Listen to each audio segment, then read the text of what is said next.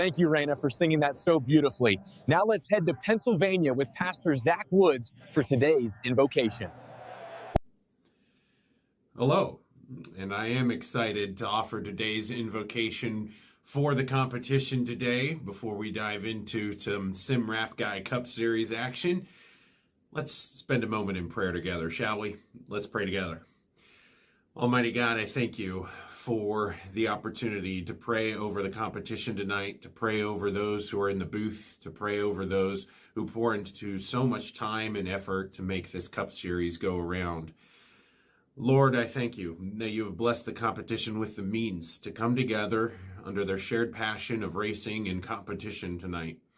Lord, we cannot do this honorably without your help. And so as tensions rise and maybe angers flare, I pray that you might bless the field with a sense of fairness, a spirit of calmness, and yet one that still spurs upon competition.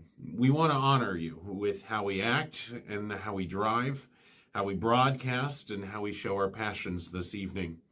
And so, Lord, I pray that whether we are at a super speedway or a short track, an intermediate, or anywhere in between, oh Lord, wherever the setting might take us, let us race honorably.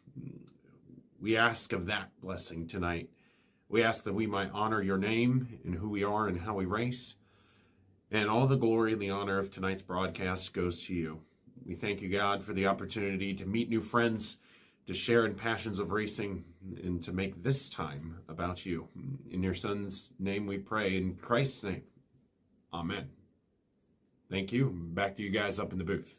Thank you, Pastor Zach. Now let's head trackside with Lugo the Lugnut for today's command to start your engines. Gentlemen, start your engines.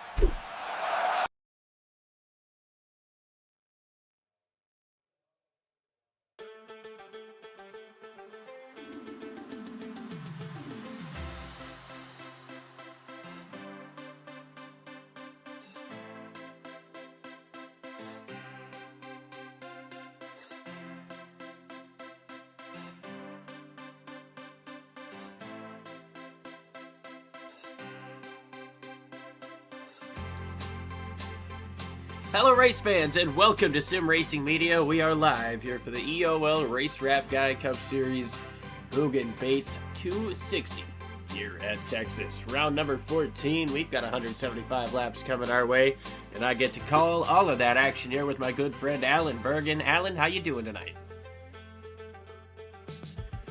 Oh shoot, one sec. I gotta get you switched over real quick. Should be good now. Alan, how we doing? Oh, we're doing great. We're here in Texas, Dallas, Fort Worth.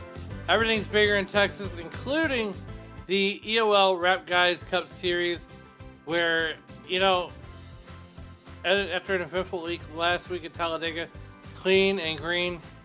But, you know, I'm looking to get onto a smaller racetrack, if you will.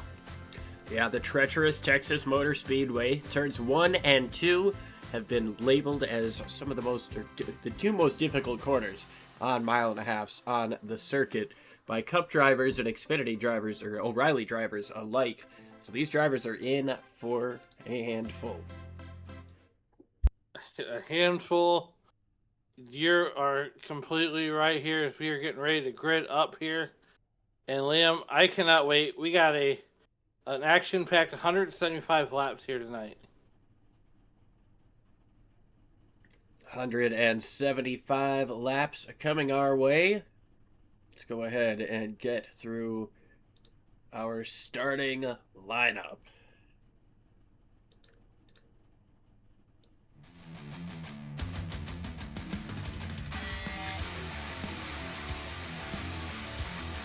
On the pole, Tom Board with Greg Wood Jr. to his outside, followed by Ryan White and Chris Otto. Peyton Holland and Brock Whitehead make up row number 3, a couple of teammates, followed by Ricky Gonzalez and Caleb Collins. Noah Jackson, last week's winner, and Matt Davies round out the top 10. Brett Bullard, Justin Hutchison. Jeff Kleinsma with Christian Rose to his outside.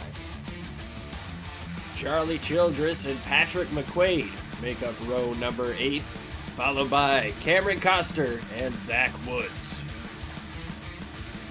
Thad Teasley and Chris Hubka round out your top 20, followed by Charles Whitehead and Dalton McKenney. Adam Stewart and Trey Whitehead in row number 12, followed by Mark Gonzalez and Bill Hagan. Ryan Catalano and Joseph Grialva gonna round out the field here today. However, it looks like they are going to be starting it either from the pit lane or unable to take the green flag. They did not get on to the grid. So as we get ready to rock here for 175 laps, Tom Bourne ready to lead him down. He's already got a win or two under his belt this season. He wants to try to add on to that. Green flag in the air. We are racing here in Texas.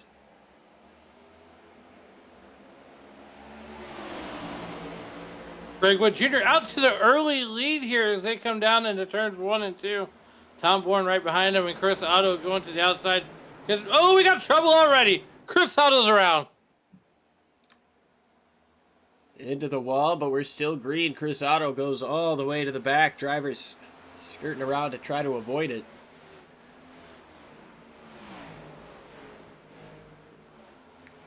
I don't believe there's any damage to that number 88 machine.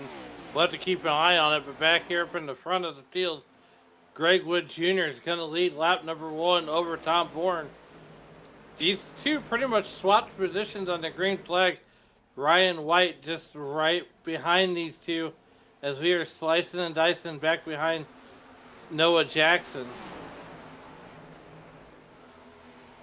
You see Ricky Gonzalez working the inside of Justin Hutchison here coming up off of turn number 4. These guys will be able to run a little bit wider than you saw those Cup guys be able to on Sunday.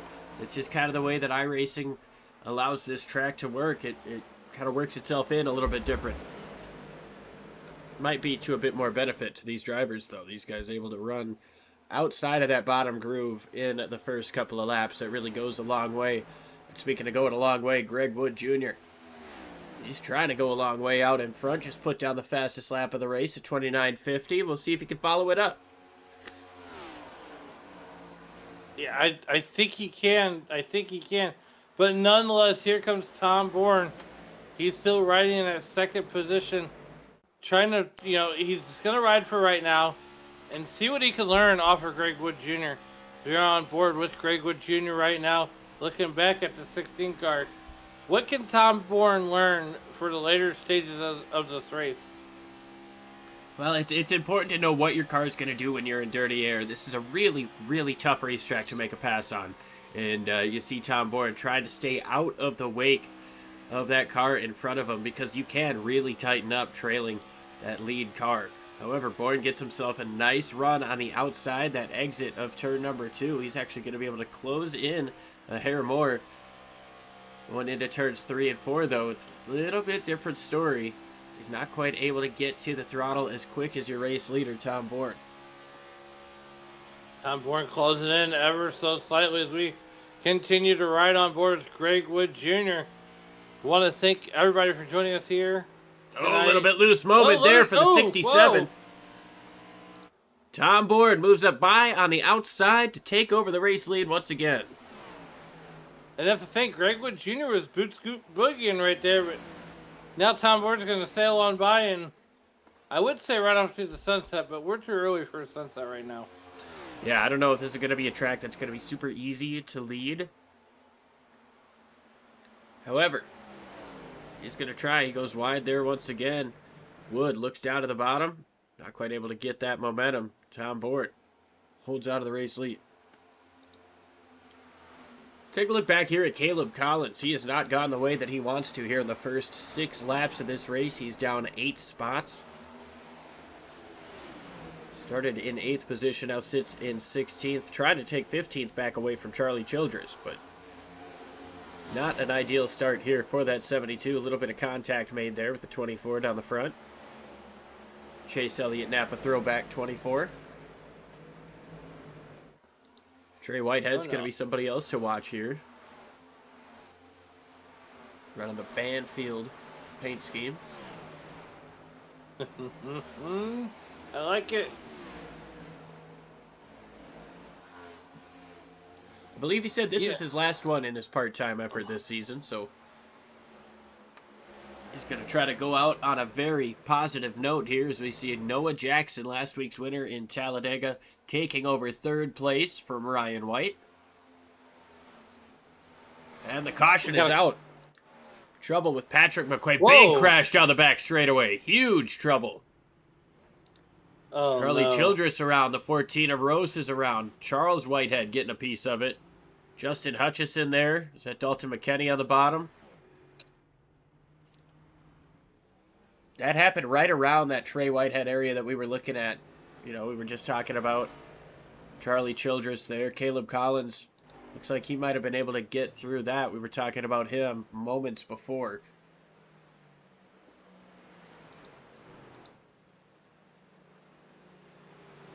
Gonzalez and Brock Whitehead, they don't look to be torn up. Hubka was around in there. Adam Stewart. But you can see the damage there to Charles Whitehead. A little bit of left front there to Brock Whitehead there in the 31.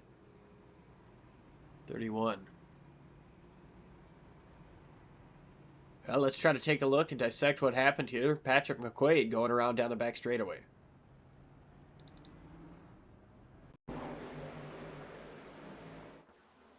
Oh, Hutchison got loose, and I think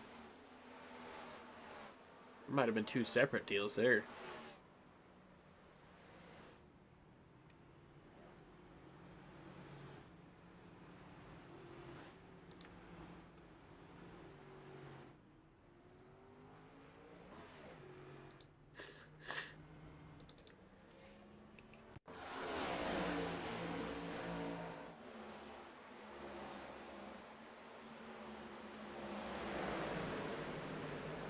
Ends up on the top, starts to slide a little bit. Oh, and then there's contact between the 77 and 31 kind of simultaneously. Rose gets a piece. There's Childress getting a piece of it. Kenny, I believe, got into the back of Caleb Collins, and then that's where Charles Whitehead got his damage.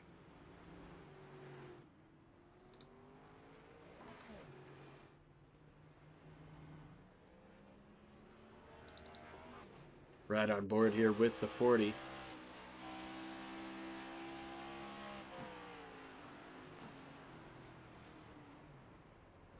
Oh, McKinney might have gotten away okay.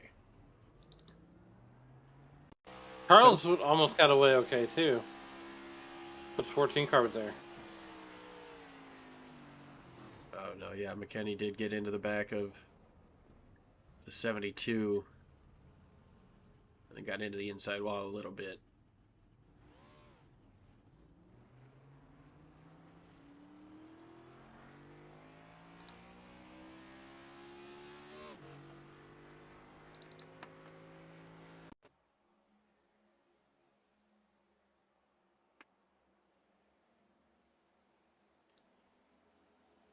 "11 laps complete. First caution out early here in Texas. Big trouble down the back straightaway.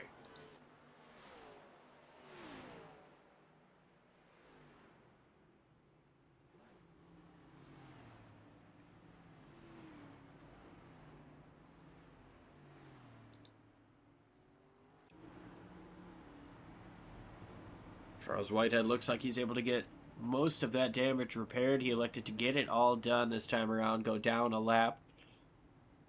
It's going to hurt now, but it's a long race. The potential to get that lap back is very much there.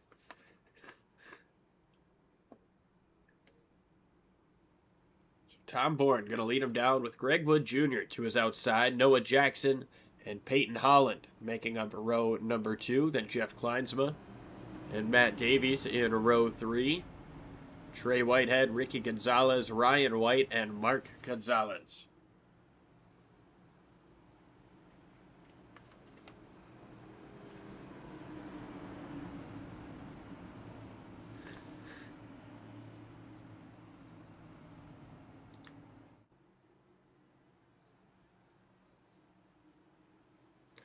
Green flag back in the air.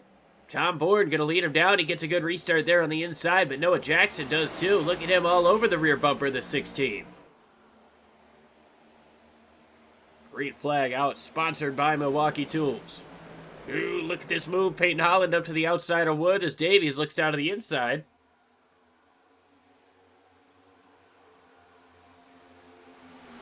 Yeah, they're too wide back here behind these top fives. Almost 3 wide here with Ryan White. Thad Teasley. Yeah, I mean, look, this is what the track lends to. Like in the real world, you know, you can't really get to the outside line, but some of these guys here in the virtual world are going to try it. Speaking of trying to get to that outside line, here comes Trey Whitehead up on the outside. Going to get around Gonzalez. Both Gonzalez here. Trying to work that outside lane mark, not letting him take it away easily. Topside seems to be a bit more beneficial in turns 1 and 2 than it is in 3 and 4, but I expect once these guys get a little bit more wear on the tires, that's going to change. Mark Gonzalez, Trey Whitehead, both drivers that started at the tail end of this field. Of course, getting through that big wreck helped them gain a ton of spots, but they are liking the way that this race is going for them so far, as Whitehead is able to get that position. Gonzalez going to have to concede momentarily. As Ryan White now trying to work that outside on Ricky Gonzalez. Not quite enough to get himself in front. Mark tags the wall down the front straightaway. See if this outside is going to work better in turns 1 and 2, and it does. Massive speed on the entry for the 34, Ryan White. Now Kleinsma going to try to follow through. Gets a run coming up off. Looks down to the inside going into 3. And look at Matt Davies on the inside of Greg Wood. Very aggressive into turn number 3. Here comes that 32 car, that Busch Light Apple car. Busch Light Apple in season and around Greg Wood Jr. That's going to be good for 4th position. These guys battling in top 5. He's got the regular Busch Light this week, and I probably got to hit the Control R. Or, yeah, refresh. Oh my goodness.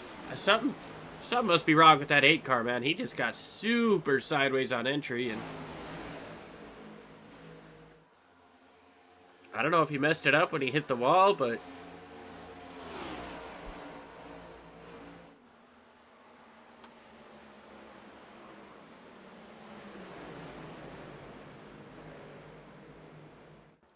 oh, car's slow on the racetrack.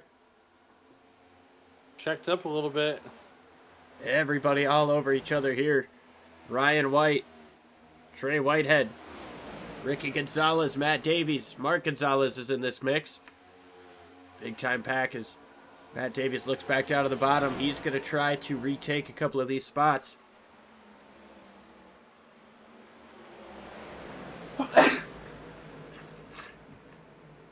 Three wide off of turn 2. White on the bottom. He's going to be kind of the big loser here. He's going to lose a ton of positions, Ryan White.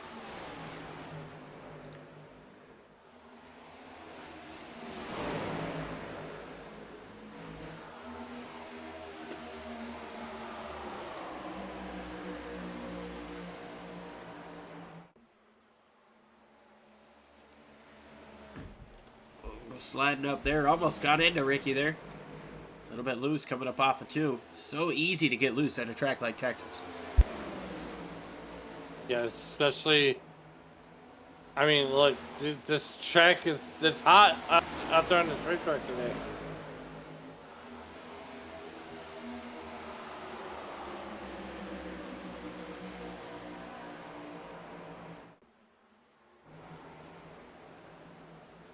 Matt Davies in that Busch Light number 32, battling Mark Gonzalez. That's a position for 6th. That's a battle for 6th, actually. And while we've been looking at all this chaos in this pack, we've got a new race leader. Noah Jackson has taken over the lead, able to get around Tom Bourne, who has now been passed by Peyton Holland as well. Tom Bourne, your pole sitter, starting to move in the wrong direction.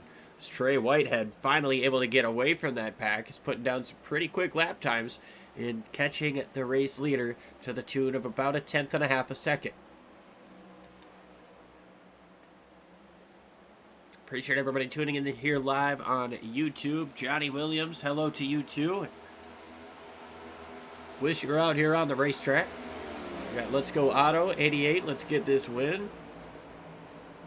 Fortunately, Chris Otto got some damage up in that first caution and currently sitting in 23rd, a couple of laps down.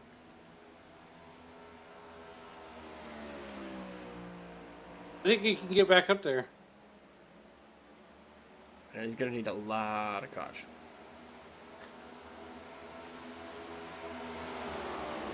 Justin Hutchison still here, but in the pits, has not conceded just yet. Charlie Childress has. However, he has scored in front of Justin, so I don't know how that works in the race to the beer stand. Is it just the first guy out of the race, or is it the first guy to... It's the first guy out. All right, well, I guess that's it. Here's a side-by-side battle for second place. Tom Bourne coming back on Peyton Holland. Start to close back in on your race leader.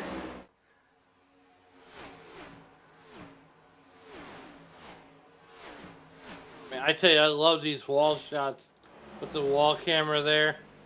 There's just something about that camera getting rocked around, but right now we got a battle. Peyton Holland and Tom Bourne, 18-16. That's gonna be for second position. And look at Tom Bourne just slide up in front of Peyton. Does it just so perfectly. Good slider there coming up off of turn number 4. Kind of looks like what we were just watching before the show. Some of that Flow Night in America stuff sliding it on in there. And now closing in on Noah Jackson in turns 1 and 2.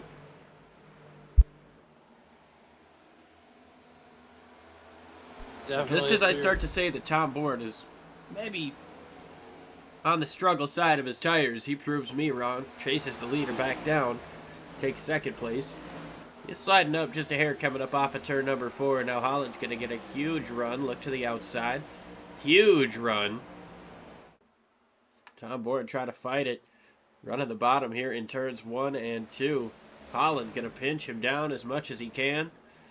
Gets himself a good run coming up off of turn number 2. Just barely going to be able to clear himself, or is he? Getting into 3. Tom Bourne fights back. And Tom Bourne, look out, Tom! Holland got clear, but very loose across the front bumper there, Tom Bourne. I'm not sure if there was contact, but if there wasn't, it was awfully close. Hard racing here for second place as Matt Davies stuck in the middle between Gonzalez and Teasley. He wants to try to work his way forward. 48 of Ricky Gonzalez having himself a pretty good run all day today. Started in 7th, running in 6th. He's definitely been around plenty of drivers in that legacy power machine.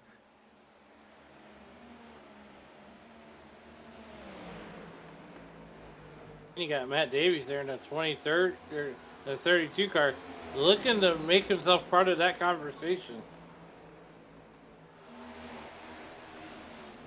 Look a little bit back further. We talked about Caleb Collins at the beginning of this race not moving in the right direction. That trend has changed a little bit, obviously after the caution.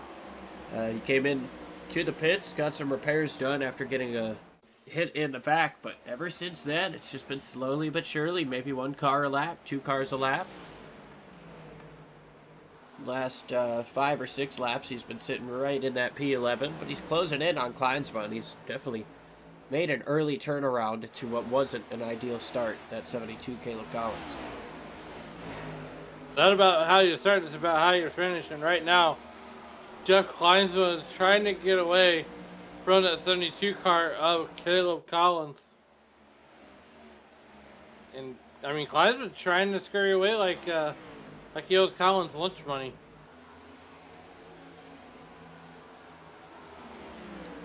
Yeah, Jeff Kleinsma trying to scoot away, but this stage in the game, you've got 30 laps on your tires. Only a couple of those laps were under caution.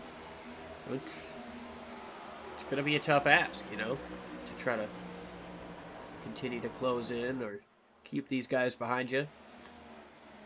Right now, Jeff Kleinsma just a couple 100ths slower than the car behind. Yeah, lap 32, 31 laps in the history books. We're going 260 miles, 175 laps of nonstop heart-pounding action. And already Texas produced a big one. Yeah, it's not exactly a super common occurrence here like it is in Talladega, but it's not impossible to see. Collins really trying to work his way up above that 15 in turns 1 and 2, and we're just seeing that groove widen out more and more. Greg Wood Jr. has been able to close in on Matt Davies, trying to close for 8th place.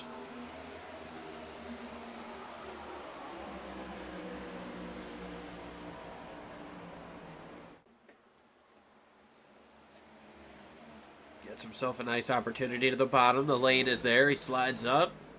Get a little close coming up off of 2. Oh.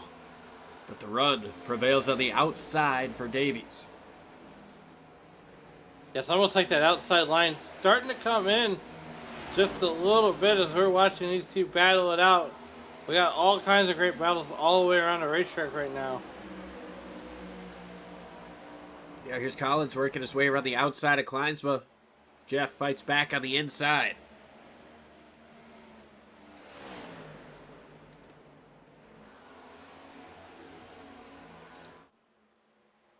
Chris Humka back here racing with Cameron Coster. Christian Roast just got around him.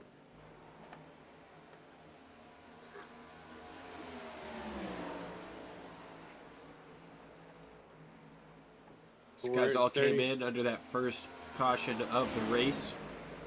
Some damage repairs. I know that 2 had a piece of it.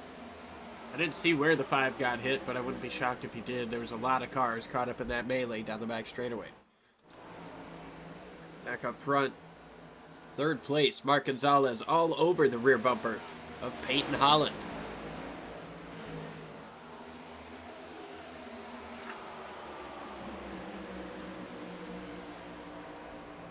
Yeah, that's the thing. Mark Gonzalez having a heck of a time getting caught up to Peyton Holland. But here's a battle I've been intrigued by here, and that's Tad Teasley and Trey Whitehead.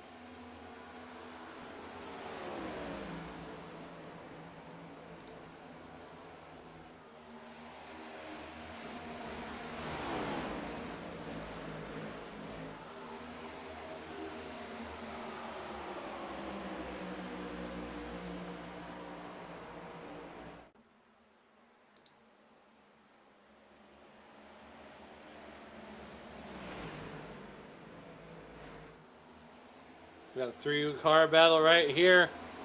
Ted Teasley, Trey Whitehead, and Ricky Gonzalez. Ricky Gonzalez trying to catch up to these two. Put his name in the hat for that position.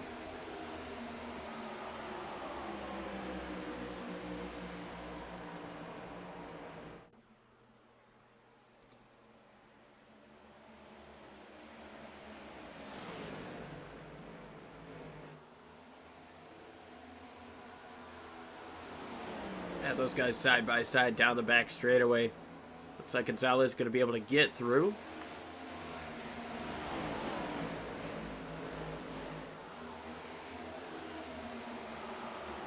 We're already 40 laps in right now.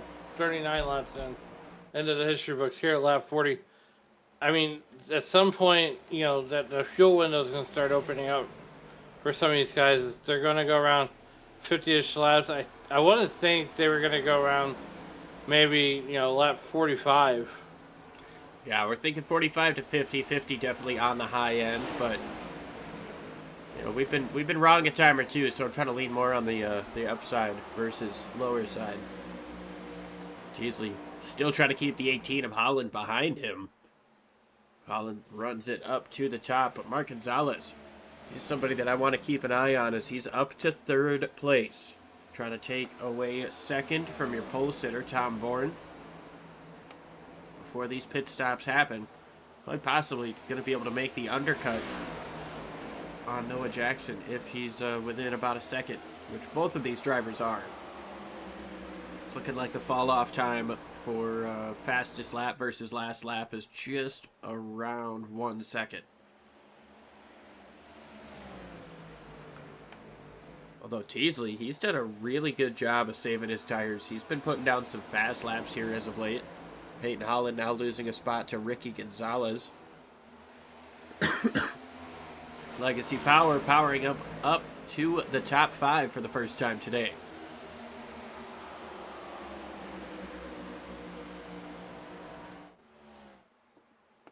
We got Noah Jackson out there to a 6/10 of a second lead. That's what that looks like now. Just beyond Noah Jackson, here comes Mark Gonzalez. Underneath there, gonna do door handle, Goodyear to Goodyear, and at turn number 3, Mark Gonzalez gonna slide up that GM Goodwrench Chevrolet right in front of Tom Bourne, and he's gonna do the blinkety blinkety. Yeah, I'm not sure that's an emote. I think that's more of a connectivity issue, but Noah Jackson now has a new contender behind him, Mark Gonzalez. We've seen a couple of cars come into the pits. Chris Otto. I believe he's packed it up, called it good.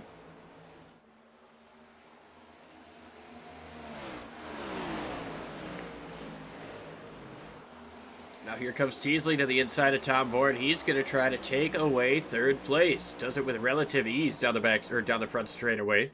Was all the way down to the bottom of the racetrack.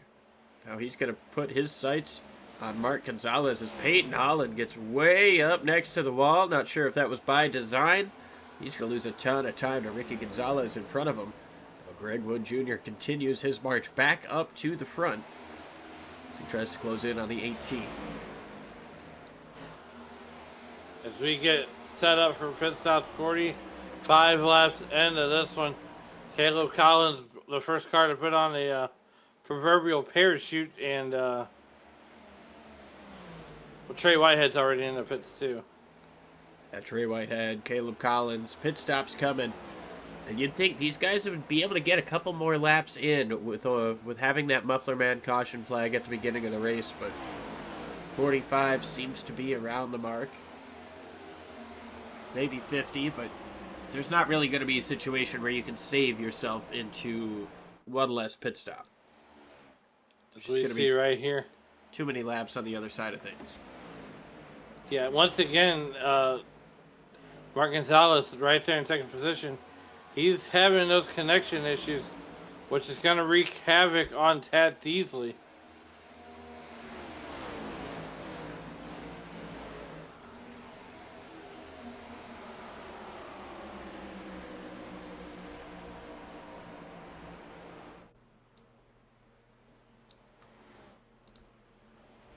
Yeah, it's going to be tough. It's tough to pass what you can't see. Tough to race against what you can't see, and Noah Jackson knows that when it's the 8 blinking, closing in his mirror.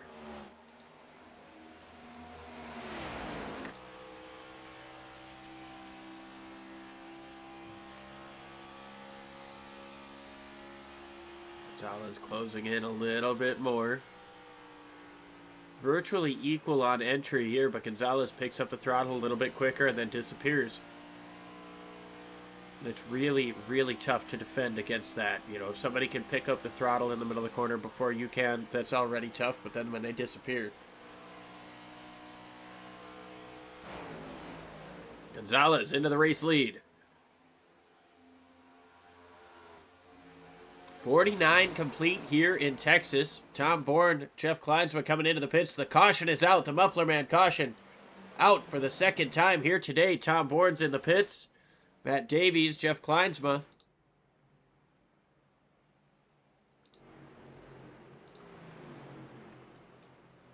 Not sure what happened to bring the caution out.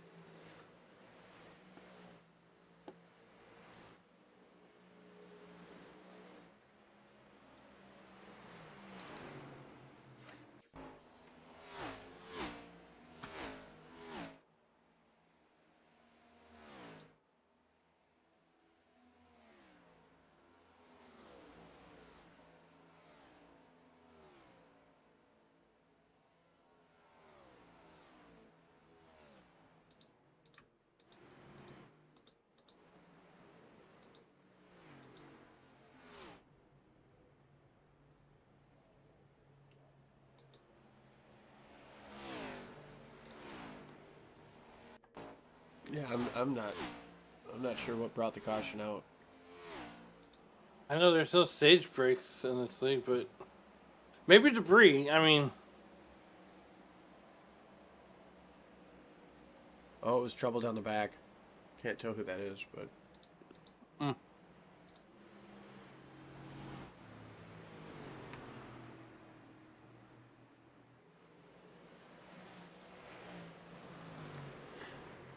wasn't Kleinsville, was it? Might have been Rose. Or right in front of him.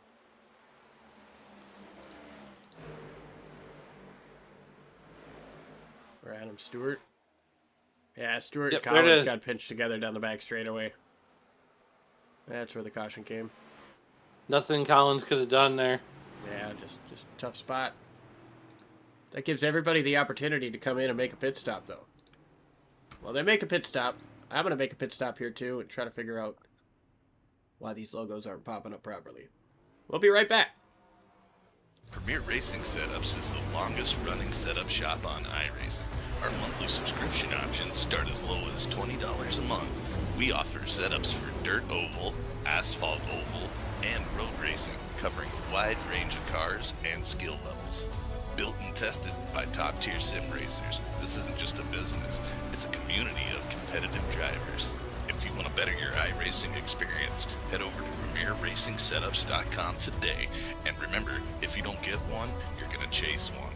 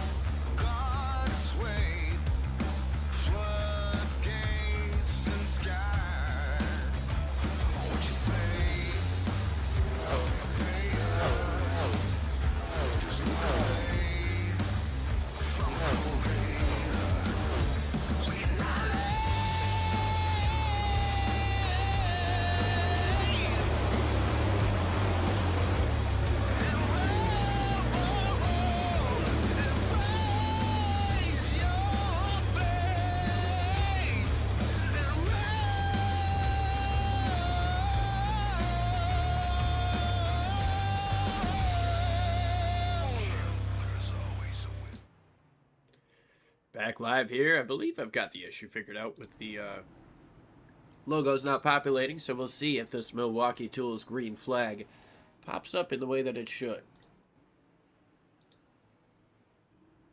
Mark Gonzalez, Noah Jackson, your front row after the second Muffler Man caution flag of the day.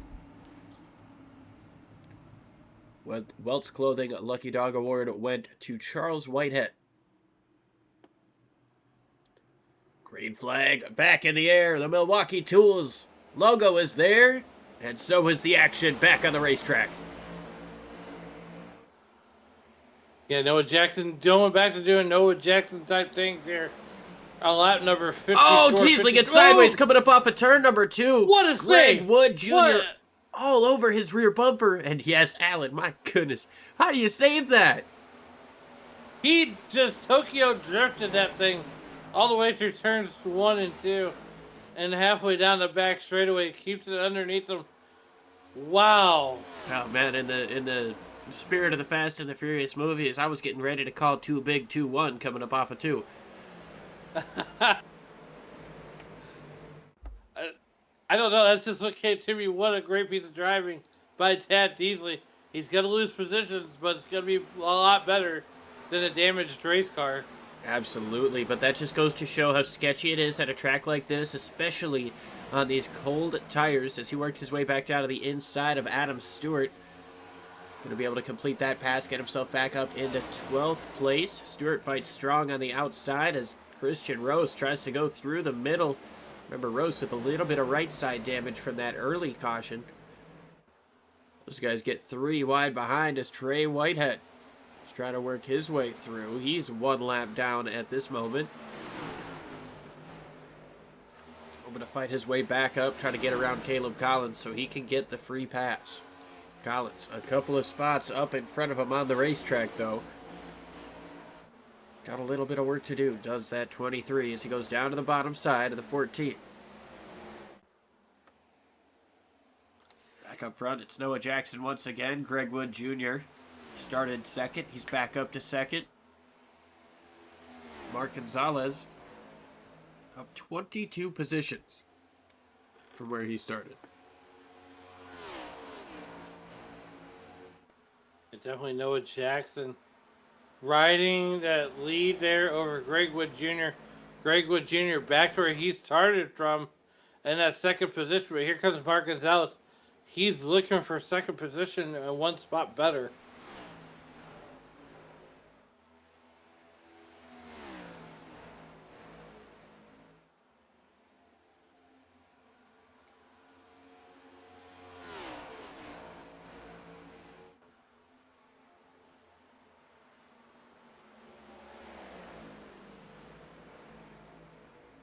Noah Jackson getting a little bit loose there. Coming off the turn number 2 in the turn 1-2 complex.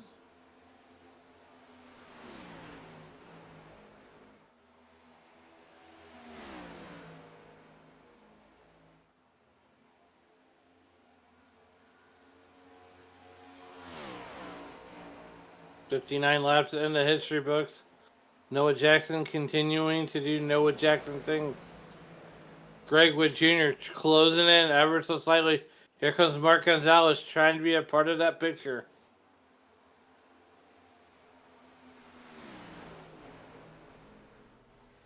Very close to approaching halfway here in this one. We're just over halfway to the century mark. Big battle here. Gaggle of cars down the front straightaway, and this can always be sketchy. Going through turns 1 and 2, you see 4 distinct lanes being used all over the racetrack. These drivers are, and really making it work as they all come back together. It seems like that all funnels coming up off of turn number 2. Yeah, I feel like you're going to make a lot of... Oh, we got 3 wide here.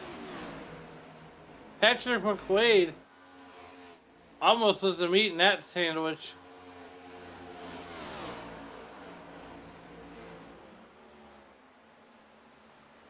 "61 laps in the history books right now. We're focused on Ryan White and that number 34 car.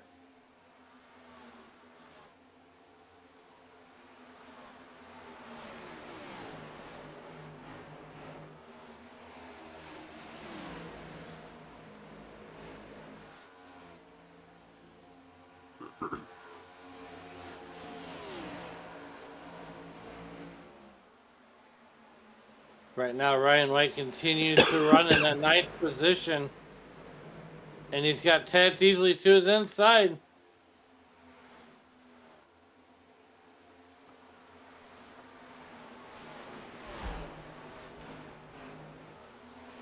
William, we could be looking at John Ford special.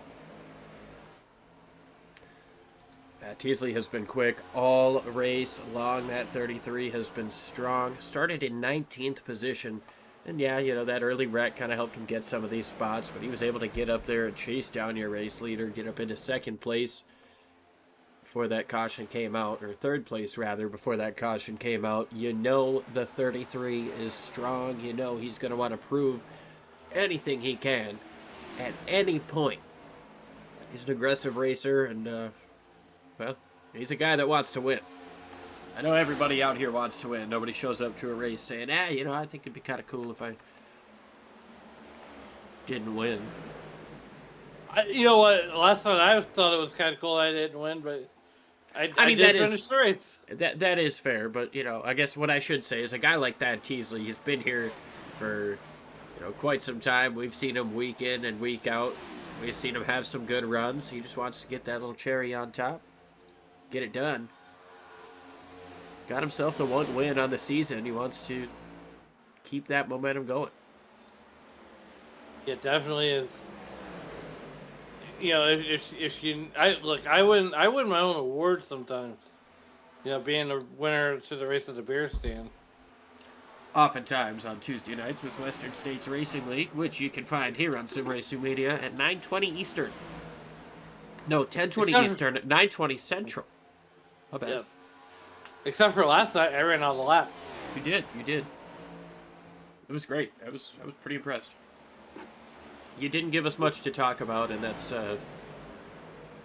always good. You know, when you're on a discipline that you're not super familiar with. You know, I know you're a dirt guy, and you show up to Watkins Glen in a cup car, and the downforce is totally different, the steering's totally different, you're turning right for a completely different reason. You did really good.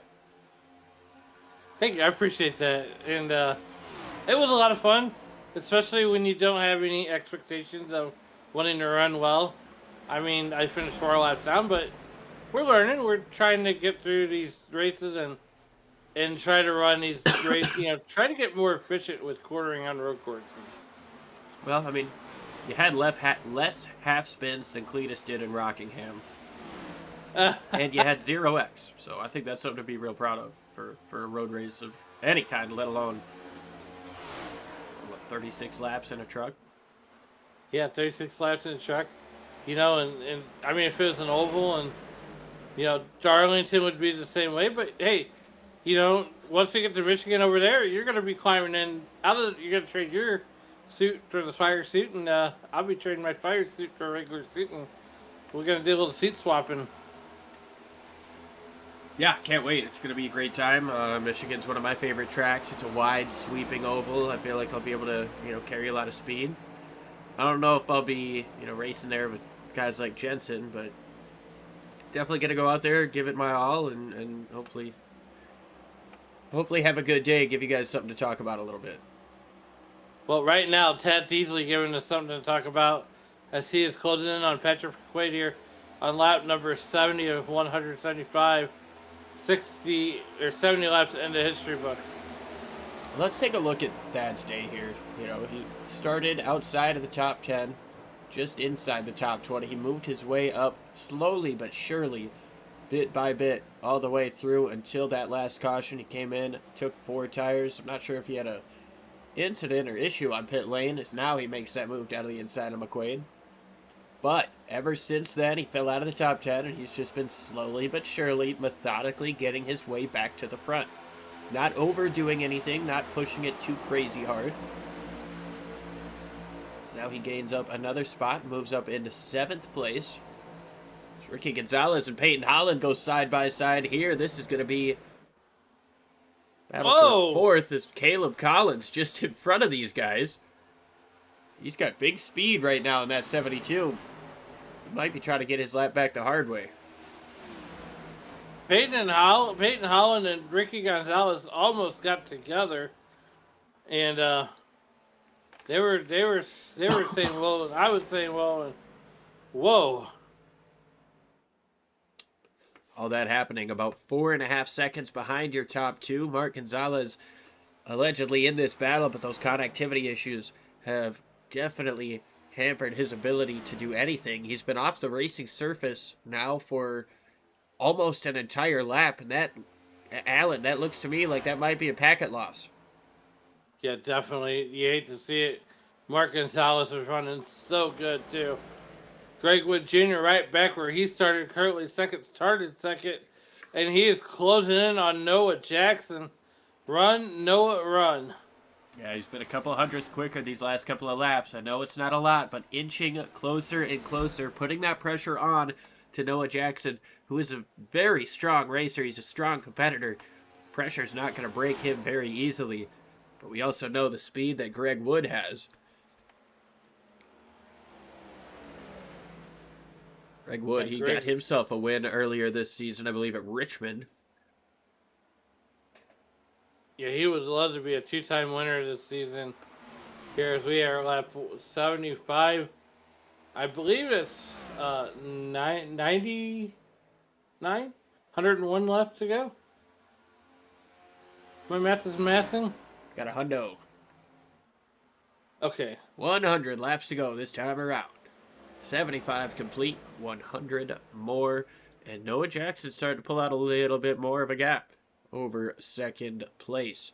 Meanwhile, we go back into this snarling pack of cars. They're losing time to the race leaders, but they are where all of the action is. This is where all of the track position is being fought for. I tell you what, man, this is an absolute battle zone.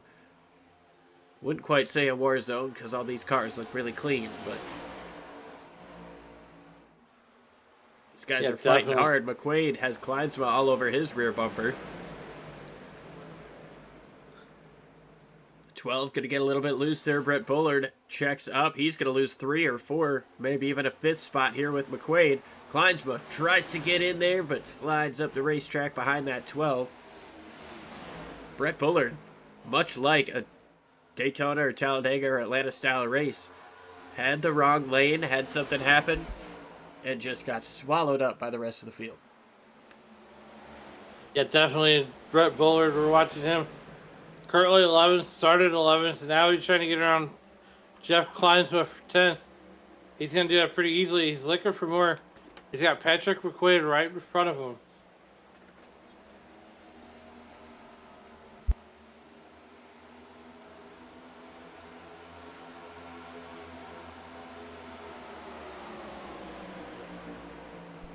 Well, to quote a good buddy of mine, he's running way up top where Mama hides the cookies. He's making some hay up there. Yeah, it seems like he's found something up there.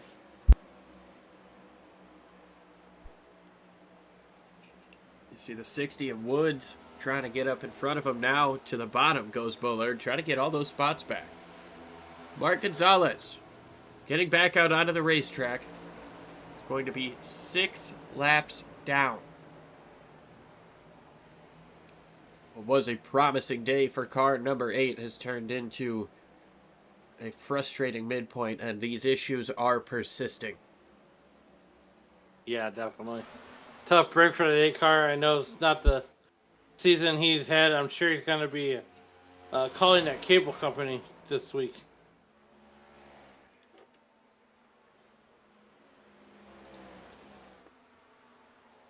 And Thad Teasley has finally been able to work his way up to the front of this group. Peyton Holland sideways coming up off of turn number 2. Gonzalez going to be able to move down to his inside. And now the question is, can Thad Teasley work his way closer to these leaders in front of him? I think it's going to be a tough ask. There's a lot of distance, and I would say roughly 20 laps until a pit stop, maybe 15.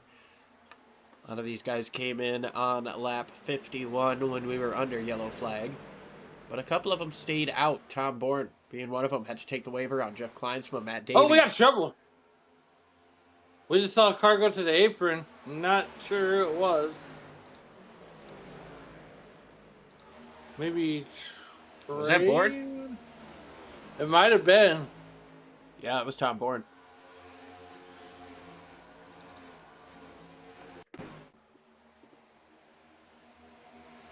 About a half a lap in front of the incident here.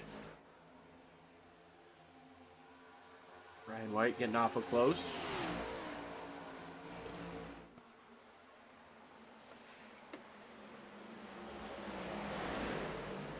Yeah, it looks like he's gonna. Oh, and we're under caution.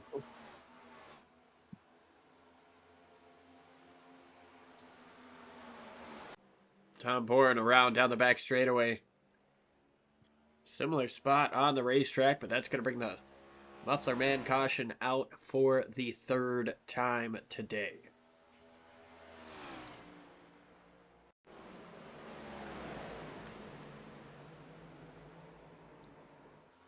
Yeah, just loses it coming up off of turn 2. He's got messed up left rear from that contact more than likely.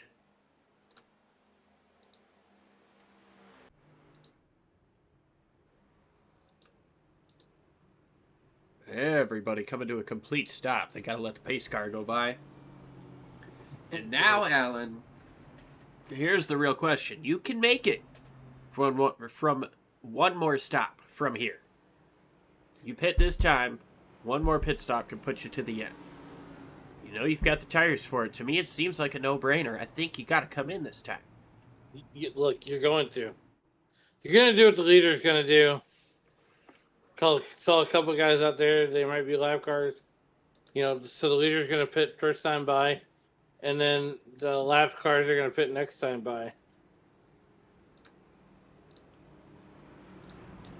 Caleb Collins, your Welts Clothing Lucky Dog winner.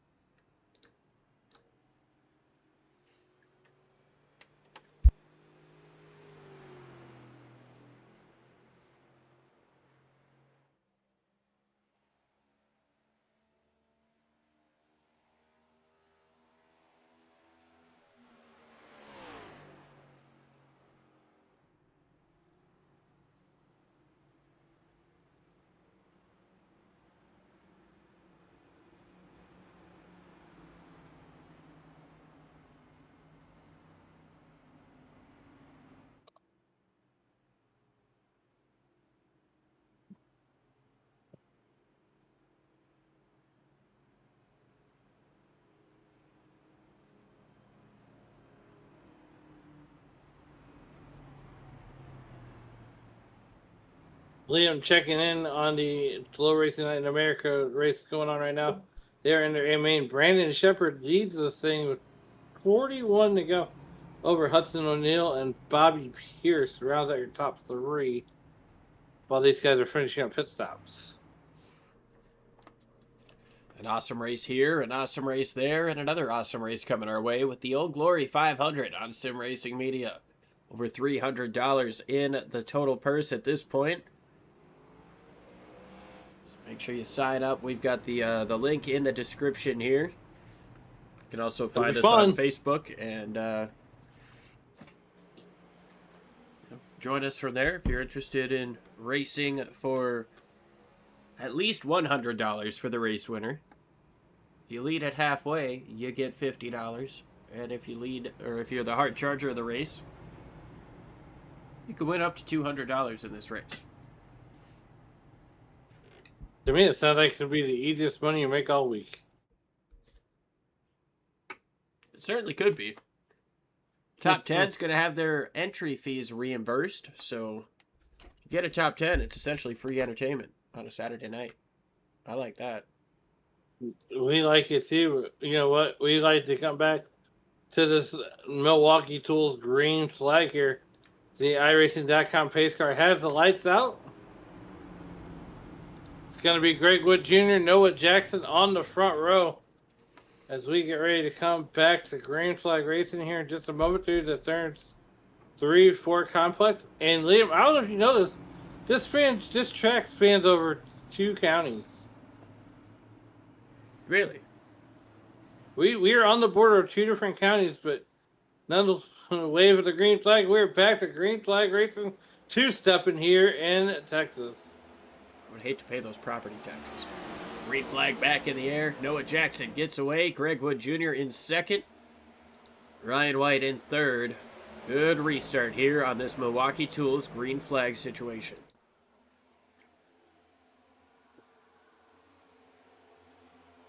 And look at him slice and dice down the back straightaway. Ricky Gonzalez going to slide it in front of Patrick McQuaid. Matt Davies looking to make himself a part of this conversation. Starting to see some newer players up front. Ryan White. Haven't talked about him a whole lot up in the top 3. He started up here, kind of fell back a little bit, but he was one of the fastest cars that we saw in practice. Gets a little tail wag into the wall. You don't want to do that too much here at Texas. Very easy to do, but these next-gen cars do not like a tail wag into the wall. Toe links especially don't.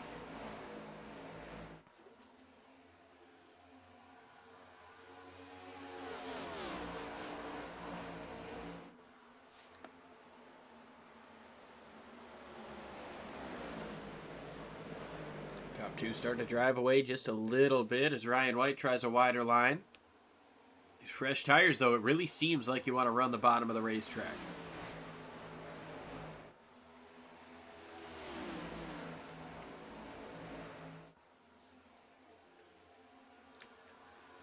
Pat Teasley,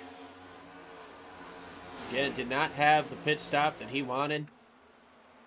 He spent about 40 seconds in the pits. He might have had some damage to repair. So once again, he's going to have to work his way up through this field. This time in the second half of this race, we're working lap 90 out of 175. Trouble back straightaway. Adam Stewart has gone around.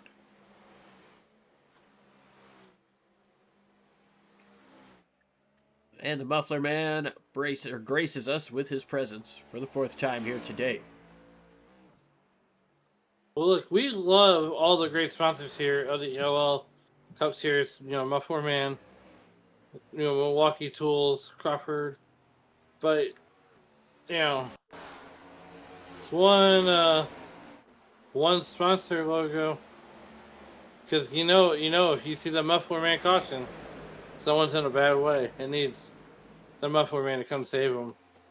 Oh, Stewart, he's going to hit the outside wall pretty good there with the front end. Damage doesn't look awful. Might have been square enough where they can, just kind of beat it out and maybe not have so much engine damage. But, yeah, that 4-car going around. And I believe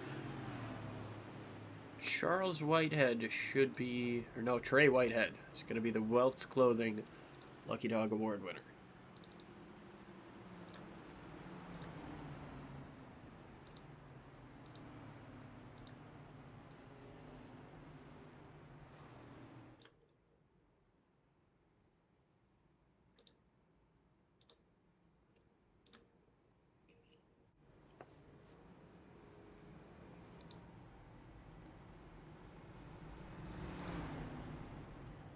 The Lucky Dog, sponsored by weltsclothing.com.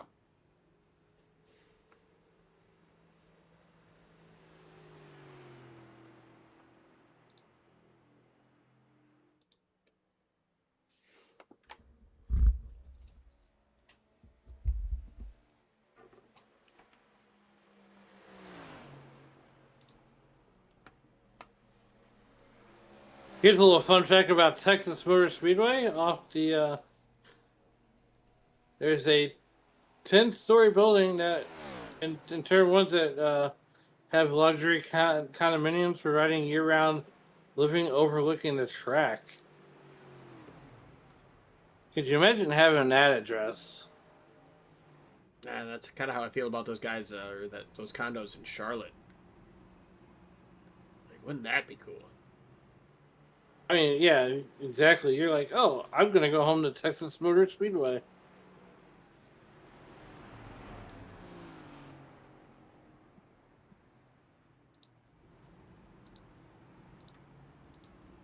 I would hate to see what it costs for Airbnb there.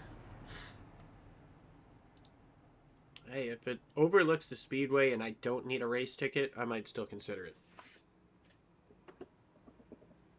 Very well. Lights are off on the iRacing.com pace car.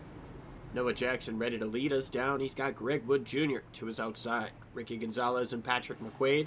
Jeff Kleinsma, Matt Davies. Cameron Coster and Thad Teasley with Chris Hubka and Peyton Holland. Chris Hubka deserves a little bit of a shout out here today. He's been towards the back of the field for a good portion of it. I think he got some damage in that first incident.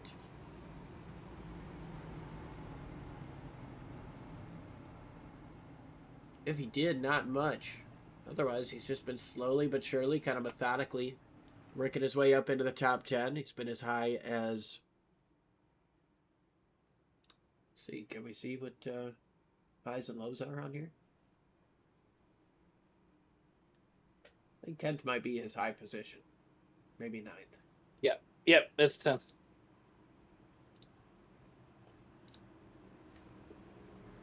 Still, good run by him.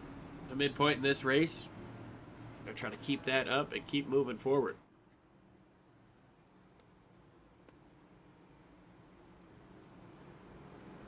"18 drivers on the lead lap, with 83 to go. Gonna be 82 when they cross the start-finish line. Green flag back in the air. Strong restart there for the 67 or the 87. The 67 going to fall in line. He's going to be a car length behind. And just beyond these two, there goes Ricky Gonzalez to the inside of Patrick McQuaid for third. He's got a slide job right in front of him. We got a couple drivers catching the wall, but Ricky Gonzalez picking up the third spot. Patrick McQuaid under fire there from the 32. They're side by side behind him with Holland and Kleinsma. Ryan White to the inside of Koster.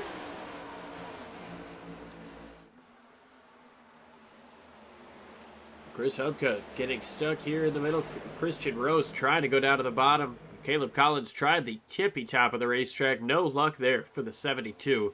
But the 14 on the bottom of the racetrack going to be able to get to the inside of that 5 and complete that pass. Put him up to 11th. Going to try to get a 2 for here with Cameron Koster coming up off of turn number 4. Christian Rose moving forward. Trying to get up into the top 10. Hubka trying to make the... Here comes Caleb Collins, though. And that 72 car just a little bit further back behind Hubka. He's going to go to the top shelf where Grandma hides the cookie. Tom Bourne also trying to work his way back up to the front after spinning out to bring out a caution just 10 or 15 laps ago. However, fastest lap of the race was just set that last time around by Noah Jackson. Greg Wood Jr. set his fastest lap of the race. The track is cooling down and these drivers are heating up. Let's take a look at this weather right now as we approach the sunset. We're still at 82 degrees track temp.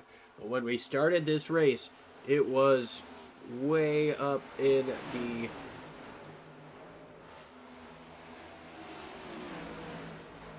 It was up closer to 90.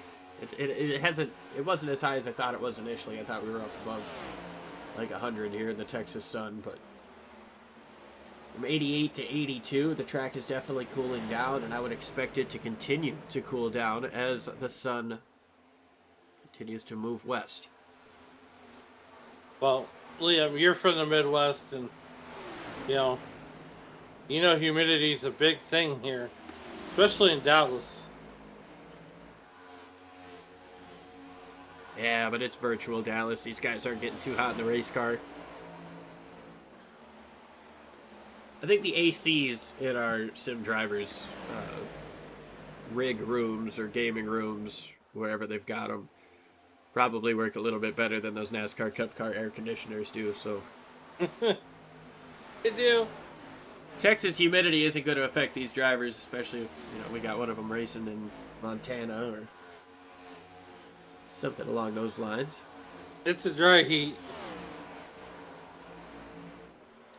Driest heat I ever faced was Spokane, Washington.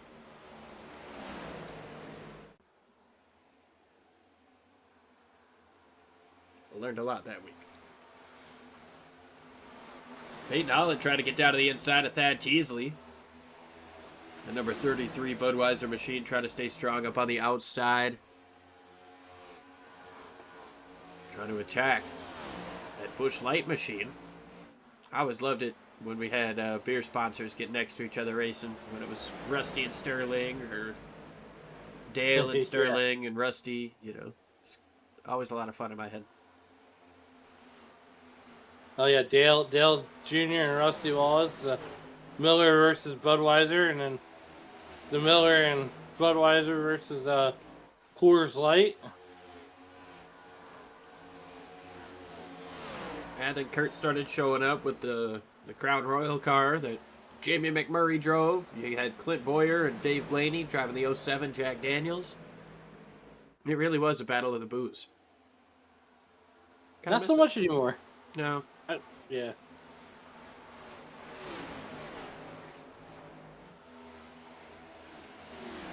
I think Cindric still does a Keystone car once a year, but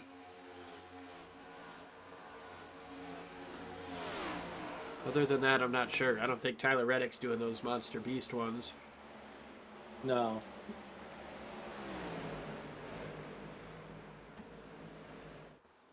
Oh, man, almost a little bit of contact there as Trey Whitehead gets in front of Jeff Kleinsma. Whitehead able to get himself back up into the top 10. Remember, he was a lap down earlier in the race, so a strong recovery for car 23. Most of these guys getting single file for the time being. Noah Jackson leads over Greg Wood to the 2.5 a second. Another half second back to the 48 of Ricky Gonzalez. And Patrick McQuaid, 3/4 second behind that. Matt Davies, and that's where you start to see these guys start to be closer together. Tom Bourne chasing down Thad Teasley. Bourne again on the pole sitter. I got thrown off because I said Bourne again, and I started thinking of the movie. But he started on the pole, trying to work his way back up to the front, putting down some pretty quick lap times compared to the cars around him. Actually put down the quickest lap that last time of the drivers that...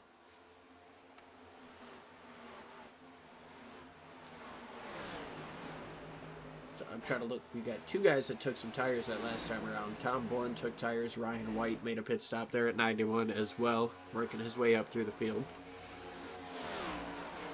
Yeah, Bourne with a little bit fresher tires. He should be able to get a run here down at the bottom of Thad Teasley.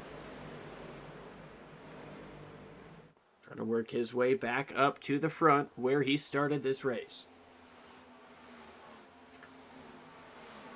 Some clouds starting to come in too, really putting this track into shade while the sun is already going down. Give these guys a little bit of reprieve for a moment, but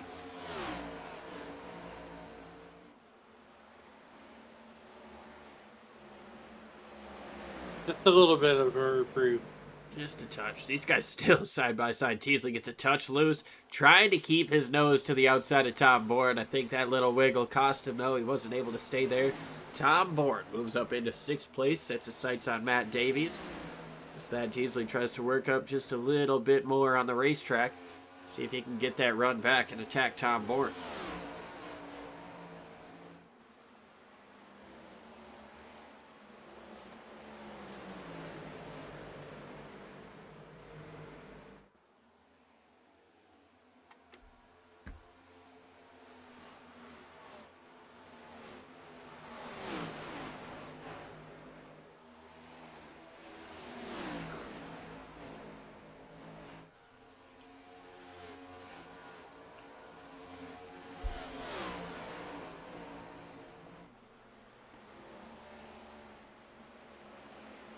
These guys running side by side.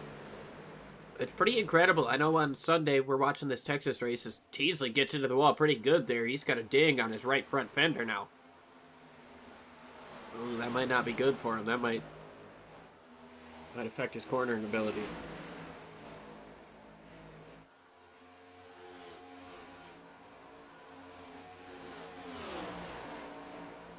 I don't know if you remember, Alan, how much a little bit of right front damage would affect you in the Gen 6 car.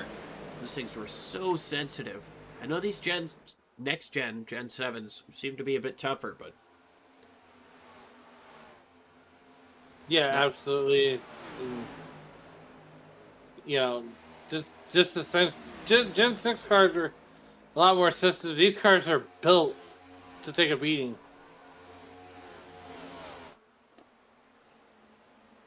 Gonzalez starting to close in here for 2nd place on Greg Wood Jr. Oh, Wood gets big loose coming up off of turn number 2. Big time loose for the 67. He's going to lose 2nd place. Gonzalez just gets to cruise right on by.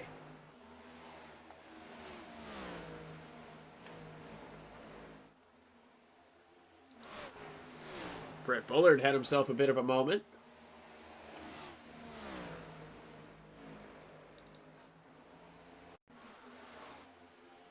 See what happened here with the 12, I believe, coming up off of turn number 4.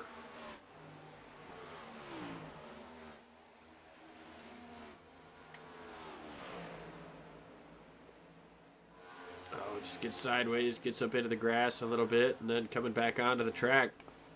Car didn't like that transition. Does a little bit of landscaping for free here in Texas Motor Speedway.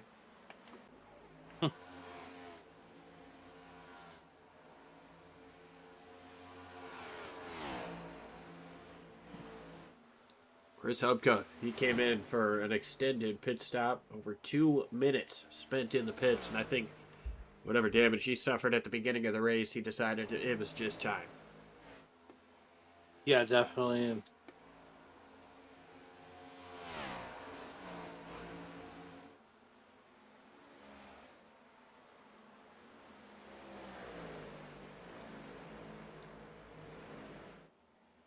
Track temps actually got up, back up to 84. Kind of unexpected with this shade coming in back and forth, but alas, here we are. Tom Bourne able to get around Matt Davies, now fighting with Patrick McQuaid to try to take away 4th place.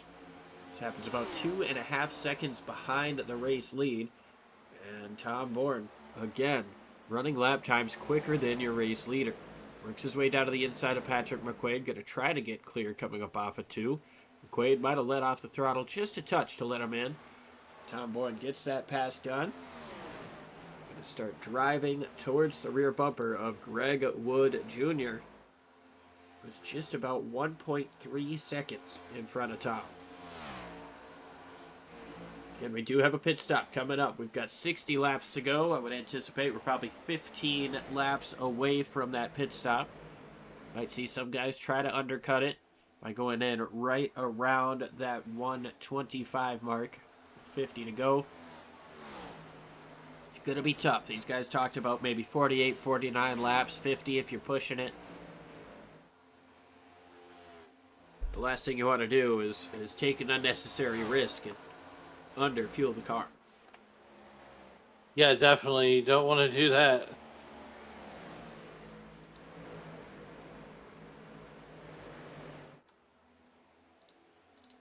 Fastest 5 on the track the last time. Tom Bourne, much quicker than the cars in front of him. You don't even see the top 3 on the top 5 board here.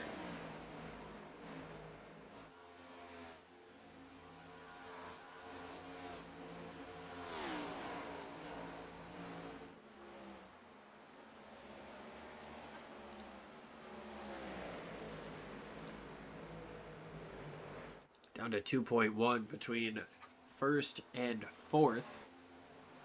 Gonzalez sits right around 0.6 of a second. He's been hovering around that margin.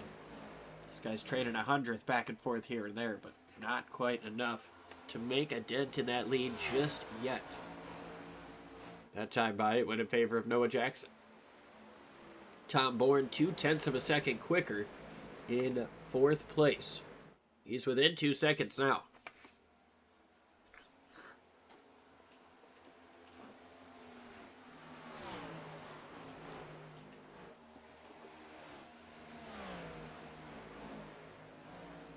Noah Jackson in that topitoffsauce.com machine.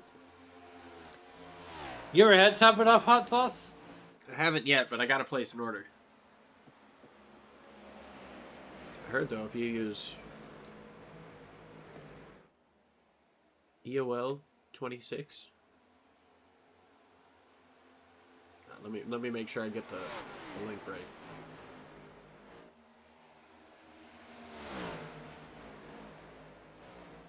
Either night you're watching this battle between Noah Jackson and Ricky Gonzalez. Effectively heat up. There's Chris Hubka that's right between these guys and the 5 car. Yeah, use code EOL15 and you'll receive 15% off at topitoffsauce.com.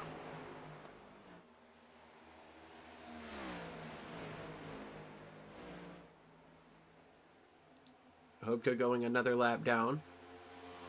Ricky Gonzalez getting around him, but slight advantage given to Noah Jackson here getting around this lap traffic. And an advantage to Greg Wood. He's getting right up to the rear bumper here of Gonzalez, who tags the wall just a little bit. Greg Wood showing his nose down to the inside. He's going to get there. Gonzalez tried to close that door, but Greg Wood said no. He powered down to the inside. He sees that 16 coming closer. He doesn't want to have to defend just yet. He wants to see if he can get up to the race lead. and defend with clean air. So new driver in second place, Greg Wood Jr. Tom Bourne is closing in. It's about a 2-second gap now as he works around the outside of Chris Hubka.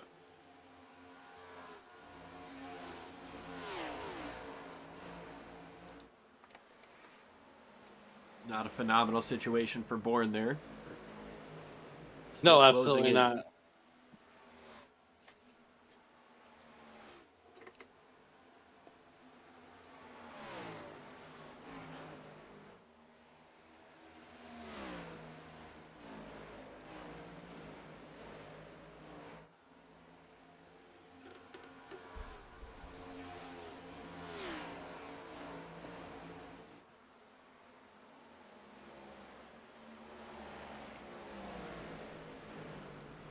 Tom Bourne might have kind of equalized around the rest of these guys. Patrick McQuaid still sitting in 5th. Trey Whitehead looking down to the inside. Teammate Matt Davies gets that pass complete.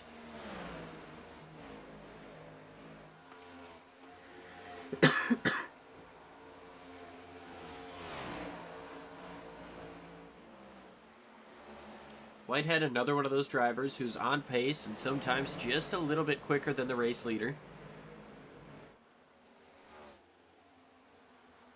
Of course, we always know he's going to be fast when he shows up to these races, a former champion of the season or series. And a part-time effort this year and helping us out in the booth sometimes as well as race control. When he gets on the track, that man is bad fast, Alan.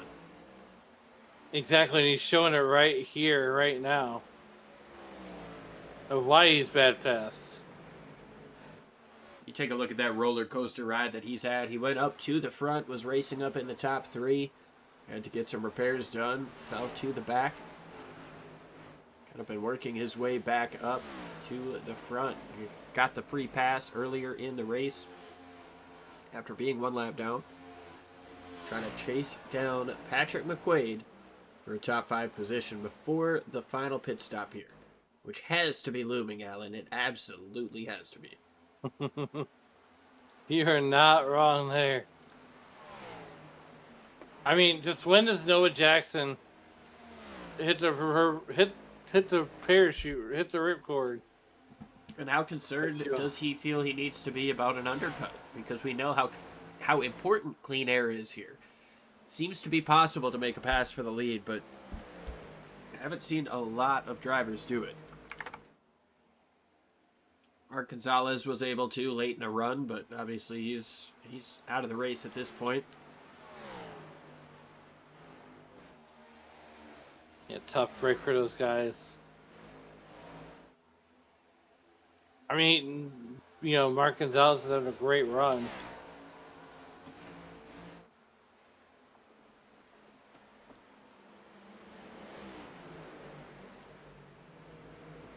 Charles Whitehead way up the racetrack.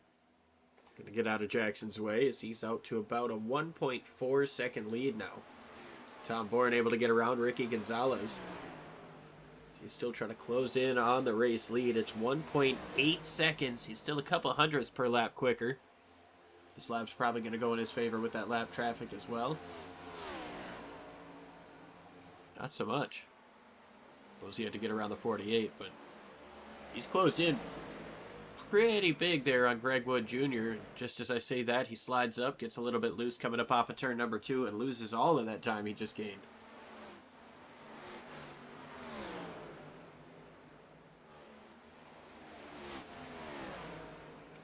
Yeah, exactly, and I mean that's so that's spots in the position gained and especially in the points.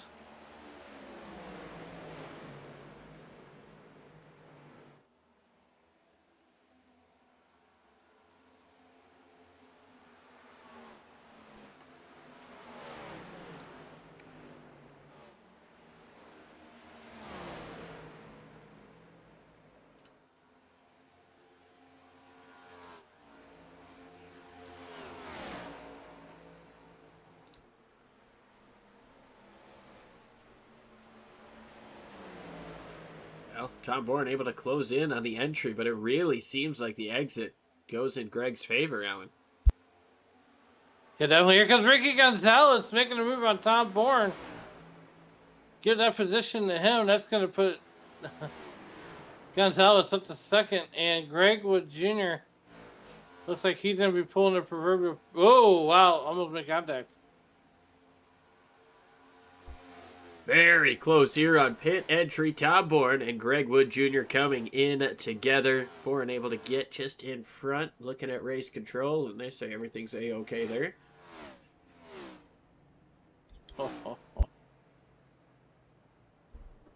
Both of these guys know they can be aggressive. Oh, Greg overshoots it just a little bit. I thought Tom did, but Greg did, just following in behind. Had to back up. It's going to allow Tom to get out in front. Ricky Gonzalez takes over the race lead as Noah Jackson comes in. Thad Teasley, Ryan White staying out. Jeff Kleinsma coming in. Final pit stops. What could be the final pit stops happening here with 40 laps to go in Texas. I believe you're correct.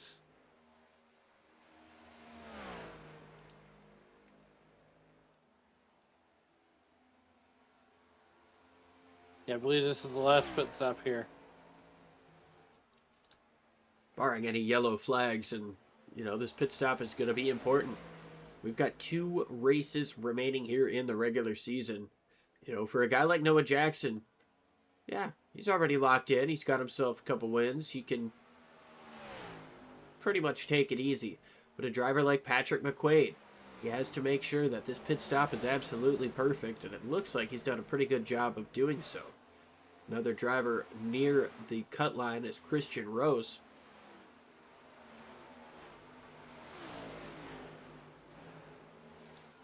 Currently up in the 3rd spot, yet to make that final pit stop, but he's going to be a guy that we want, or that wants to keep this as clean as possible, not make any mistakes, because you lose a second or two or position on track, that's one thing, but you get yourself a penalty and go down a lap. It really puts you at risk when you're only 10 or 19 points above Adam Stewart and Tyler Bentley. You definitely don't want to do that.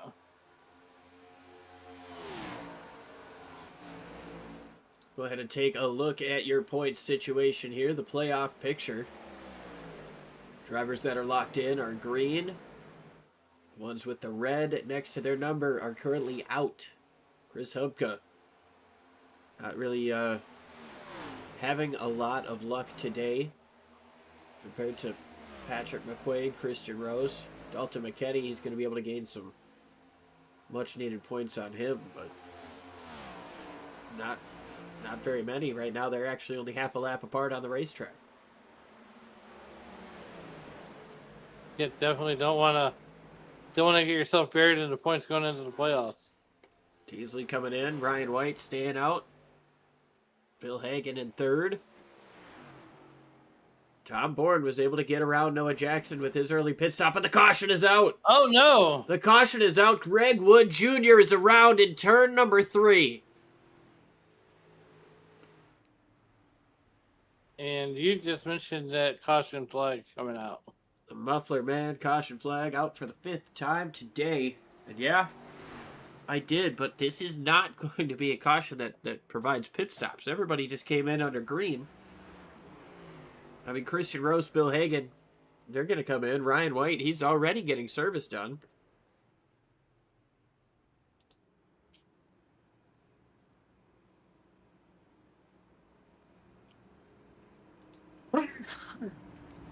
Tom Bourne at the tail end of the lead lap. He's going to be able to take the wave around, regardless of who makes a pit stop.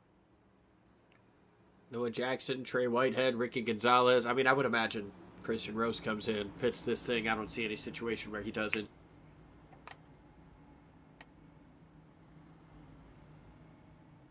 Oh, yeah, I agree with you 100%. He's going to be able to restart with this race lead, and that is a huge advantage. Everybody else going to have to take the wave around. Let's see what happened here to Greg Wood.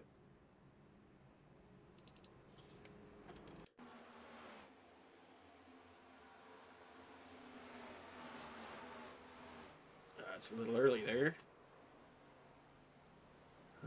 Not sure I like that one.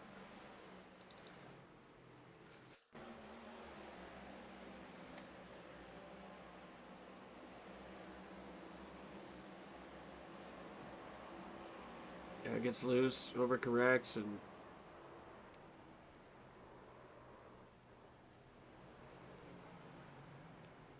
probably a situation where you just want to lock her down there, but you know, he was trying to.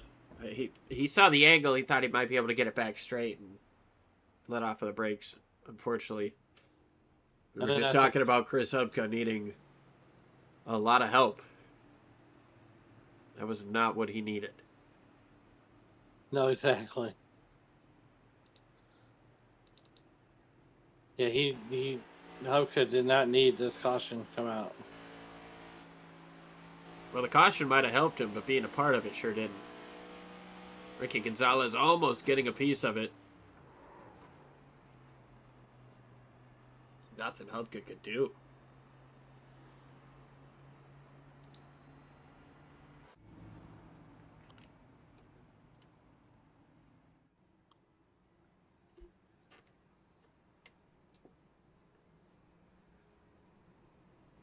Lights are off on the pace car. We're going to have numerous drivers taking the wave around here.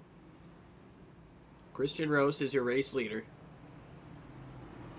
Bill Hagan to his outside. Ryan White will be in third.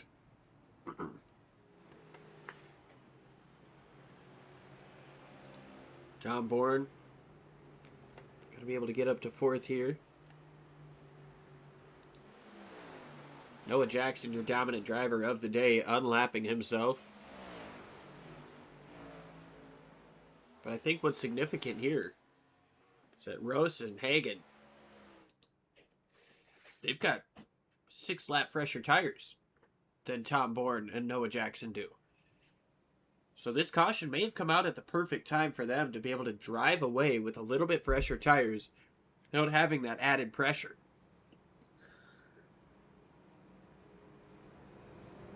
I like it. I mean, everybody's going to be on the same tires now anyways. Effectively. I mean, those guys who came in on green flag, they used up a little bit. They put them through a heat cycle already. Christian Rose, Bill Hagan, they haven't done so just yet. They've waved off the restart. Just because of the sheer number of waiver rounds, they want to make sure they get everything right on the restart.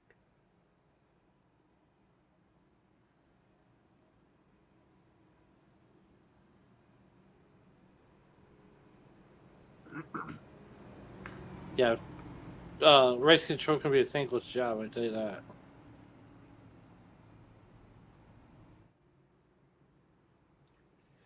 And it's basically going to be a single file restart. I'm not sure what the 40 of Whitehead is doing, but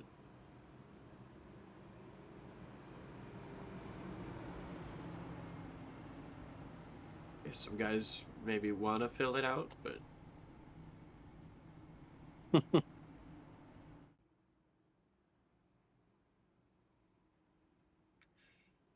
gonna get the restart here with 32 laps to go. Everybody can make it on fuel. But if we get a caution after 10 or 15 laps, I'd be curious to see who wants to come in and take fresh tires.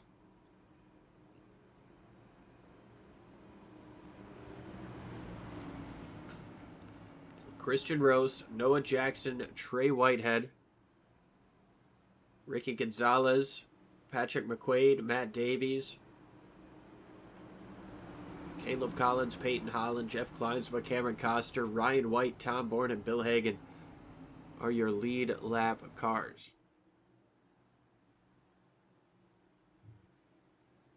Green flag back in the air. Christian Rose gets away strong, and everybody else is stuck on the inside lane. Allows Rose to get away. Noah Jackson stuck in traffic, looking down to the bottom. Adam Stewart gets up into his way. He's got to check up. He looks low. He gets into Adam. Adam sideways. Gets into Trey Whitehead. No. Whitehead into the wall hard. Collins goes around. Stewart goes around, and the caution comes out. Oh, my. And that's that rash of caution that we don't want to see.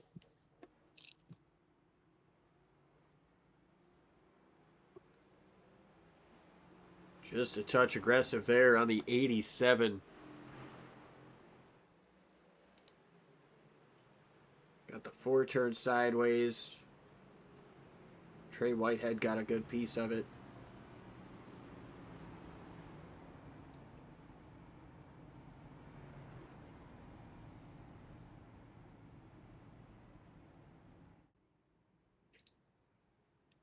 See what happened.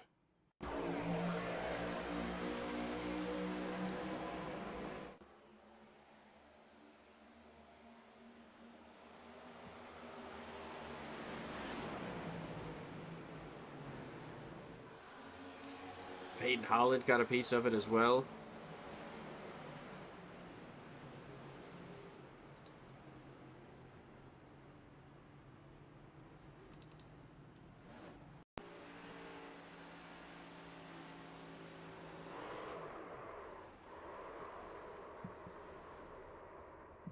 Might not be a lot of damage on that 72. Maybe just enough, though.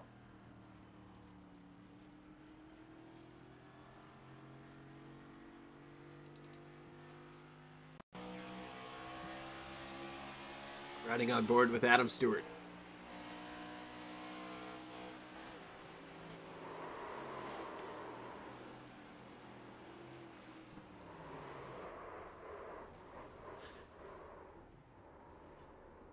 Yeah, I mean, if you're in the 4 car, it doesn't take much to understand what happened there.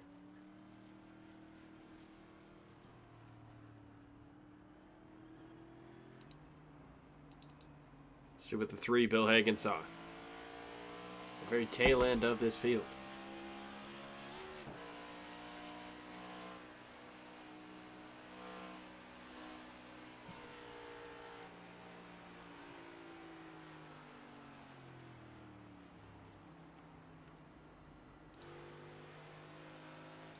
Peyton Holland in the 18.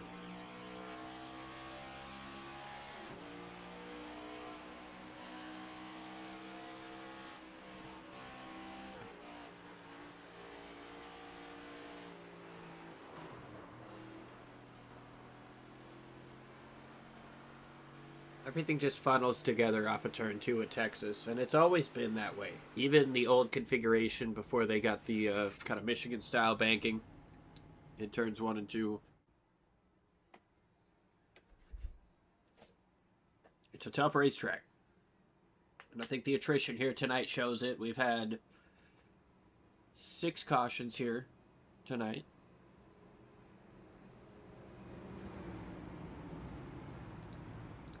Look at our race recap here.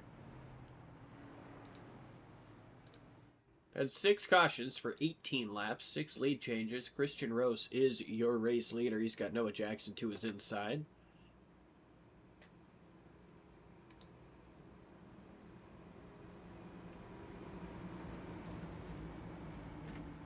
Third place is going to be Patrick McQuaid with Ricky Gonzalez, Jeff Kleinsma, Matt Davies, Cameron Coster, Ryan White.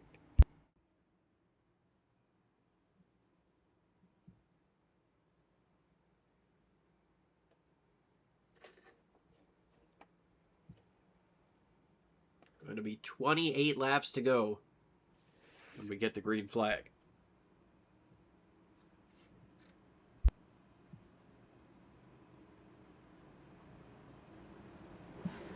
I don't know. We got 28 laps to go. Who's going to be your pick to win this thing?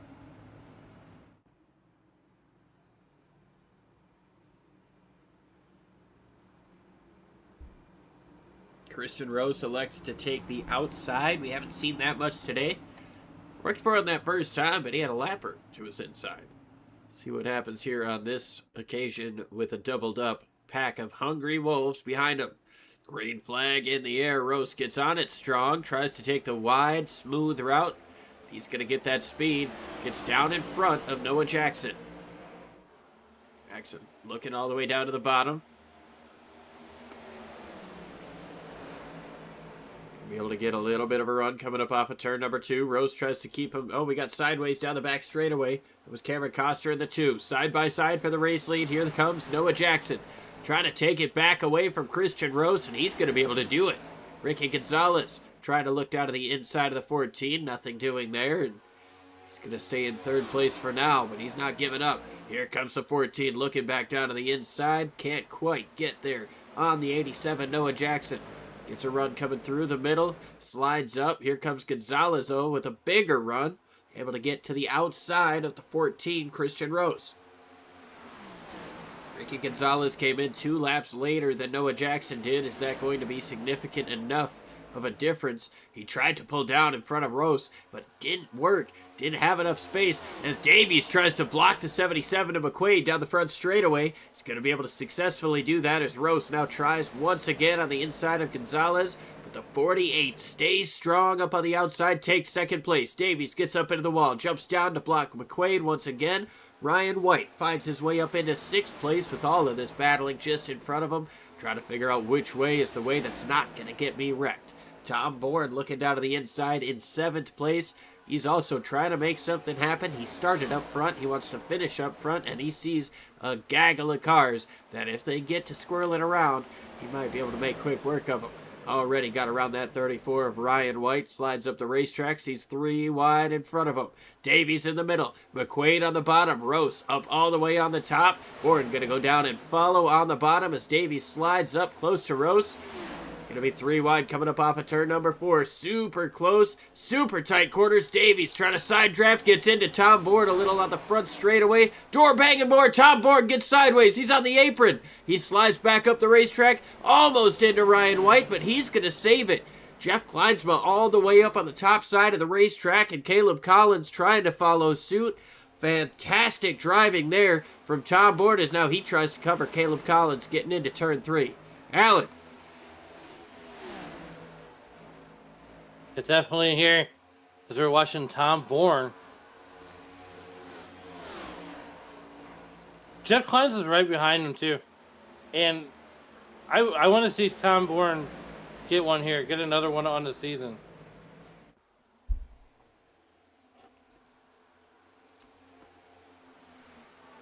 Side by side here with Davies and Ryan White.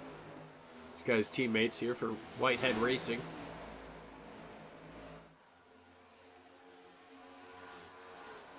What a wonderful looking Busch Light car that is.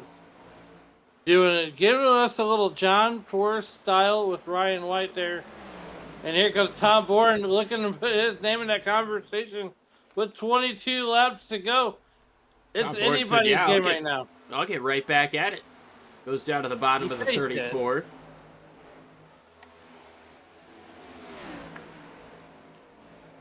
Davies, the driver he made contact with. We'll see how nice they play. I can't imagine they're going to be too aggressive, but There's 22 laps to go, though. Racers are like elephants. They never forget. Do they ever really forgive either? Depends. I think they do, but they'll unforgive you for some stuff if you do some more stuff, you know? Yeah. You know, you wreck me, you say you're sorry, alright man, I forgive you. Then you wreck me again, I'm like, alright, this dude's done it twice. I unforgive you for the first one, and now I'm mad again. I haven't even gotten you back. Now I have to get you back. Tom Bourne trying to self into the top 5 right now. Here with 20 laps to go. Now it's going to be a tall ass, but he's got to catch Patrick McQuaid. I don't think it's going to be a super tall ask. I think Tom Bourne has been one of the fastest cars on the racetrack. I think he came in, 145? So he's got a little bit of a tire advantage over the drivers in front. Honestly, I think if he gains a 10th a lap and can make quick work of the drivers in front of him, he could win this race. Just remember, Tom Bourne's got to pass these cars efficiently with 18 laps to go. And that is one of the toughest things to do here at Texas, as Teasley has had a problem. Heavy damage on that 33 Budweiser machine who'd been running so strong all day. Oh no. The king of beers.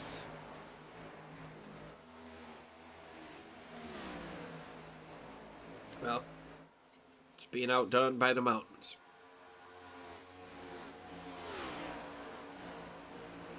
I like that.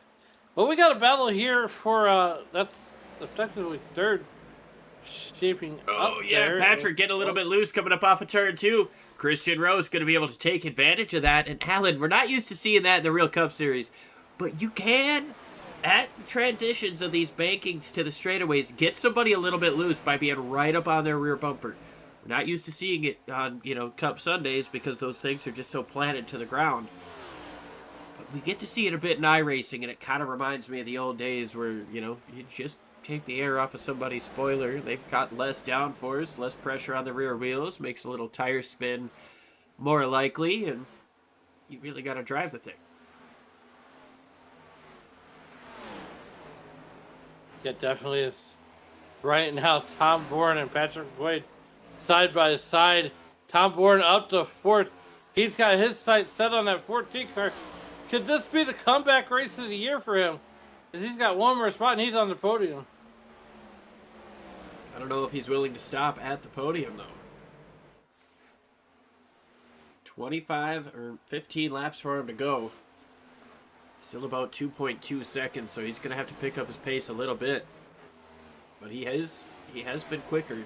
He has been closing down on your race leaders. Christian Rose has been as well with those fresher tires. He's starting to climb his way back up. Tom Bourne that last time by 0.2 faster than your leader. Noah Jackson able to drive away from Ricky Gonzalez. Tom gets loose coming up off of turn number 2, and that's going to cost him heavy time. McQuaid looks up to his outside once again. Yeah, definitely is. Tom Bourne, still trying to find his way up, at least to that podium with 13 laps to go. A baker's dozen left. Meanwhile, Christian Rose is starting to close in on your leaders as well.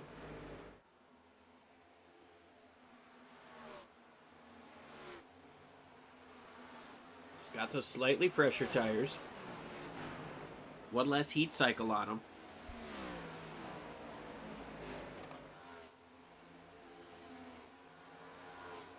12 laps to go. There's still time for it to fall back his way. He's going to have to rely on some fall off coming out of the drivers in front of him, Noah Jackson and Ricky Gonzalez, and he's got to hope that Tom Bourne can't keep his pace up because he is once again 0.2 quicker than your race leader.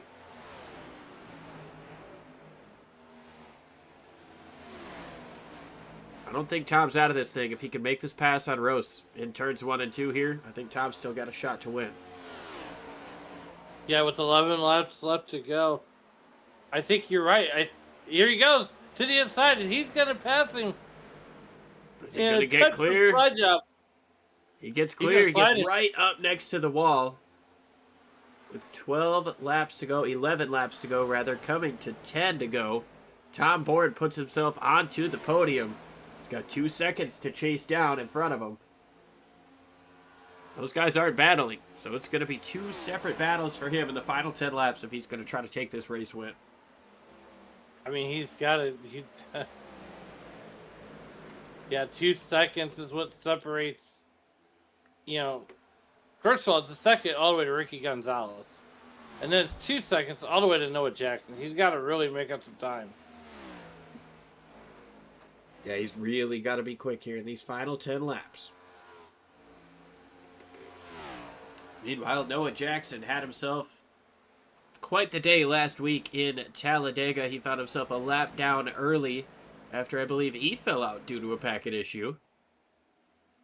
Was able to get his laps back. Not only that, he found himself racing for the win in the late stages as everything happened behind him. Was able to run away with it. Noah Jackson got it done in Talladega, looking to go 2 in a row. Going to be a tall order for Tom Bourne, but Tom Bourne's going to give it the old college try. 8 laps to go. It's a 1.6 second gap. Based on that math, it says he can do it, but he's going to have to get around that 48 in masterful time and really hope that 87 is going to start falling back to him. Oh, it doesn't look like it this time. Noah Jackson with a phenomenal lap.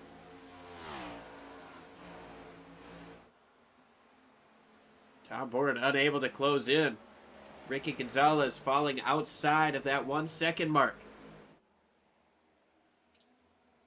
Well, there's the eyeball test.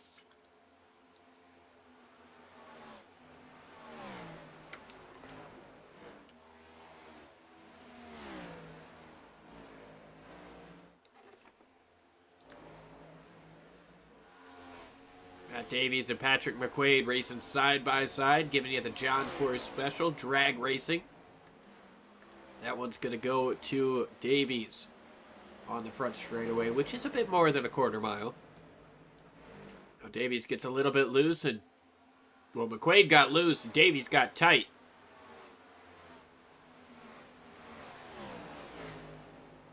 Yeah, 6 laps to go, half a dozen laps here in Texas.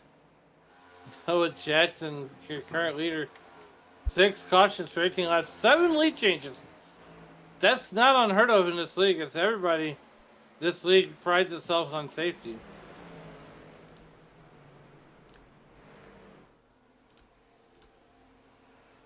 It has been a phenomenal showing so far. These last 5 laps show why Noah Jackson is one of the best to get it done in this league.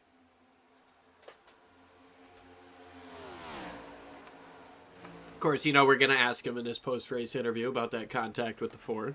Can't be... I feel like it's the elephant in the room. Yeah, we can't be too easy on him.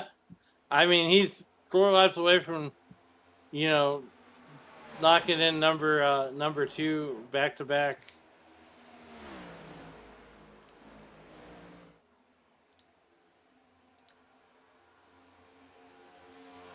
Yeah, it'll be his 3rd win on the season in 14 starts. Doing pretty phenomenal there for the Hubka Motorsports team.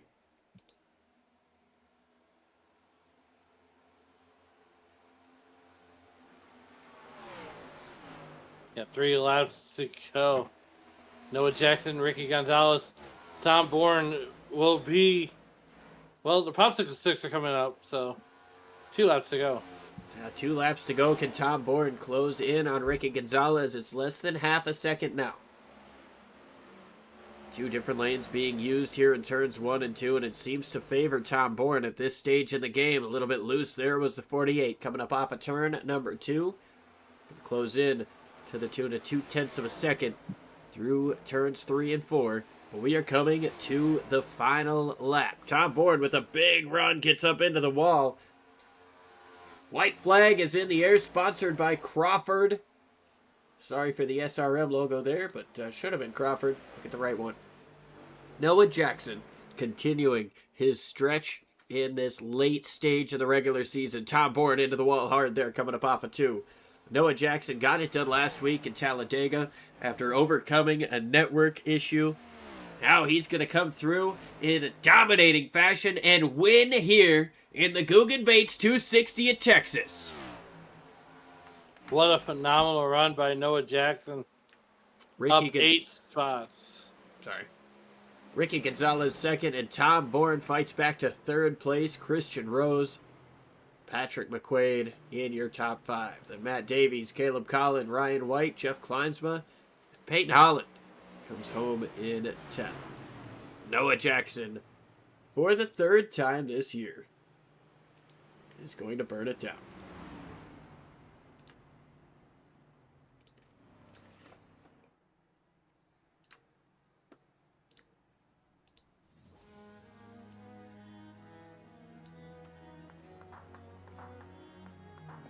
Oh, what a beautiful burnout.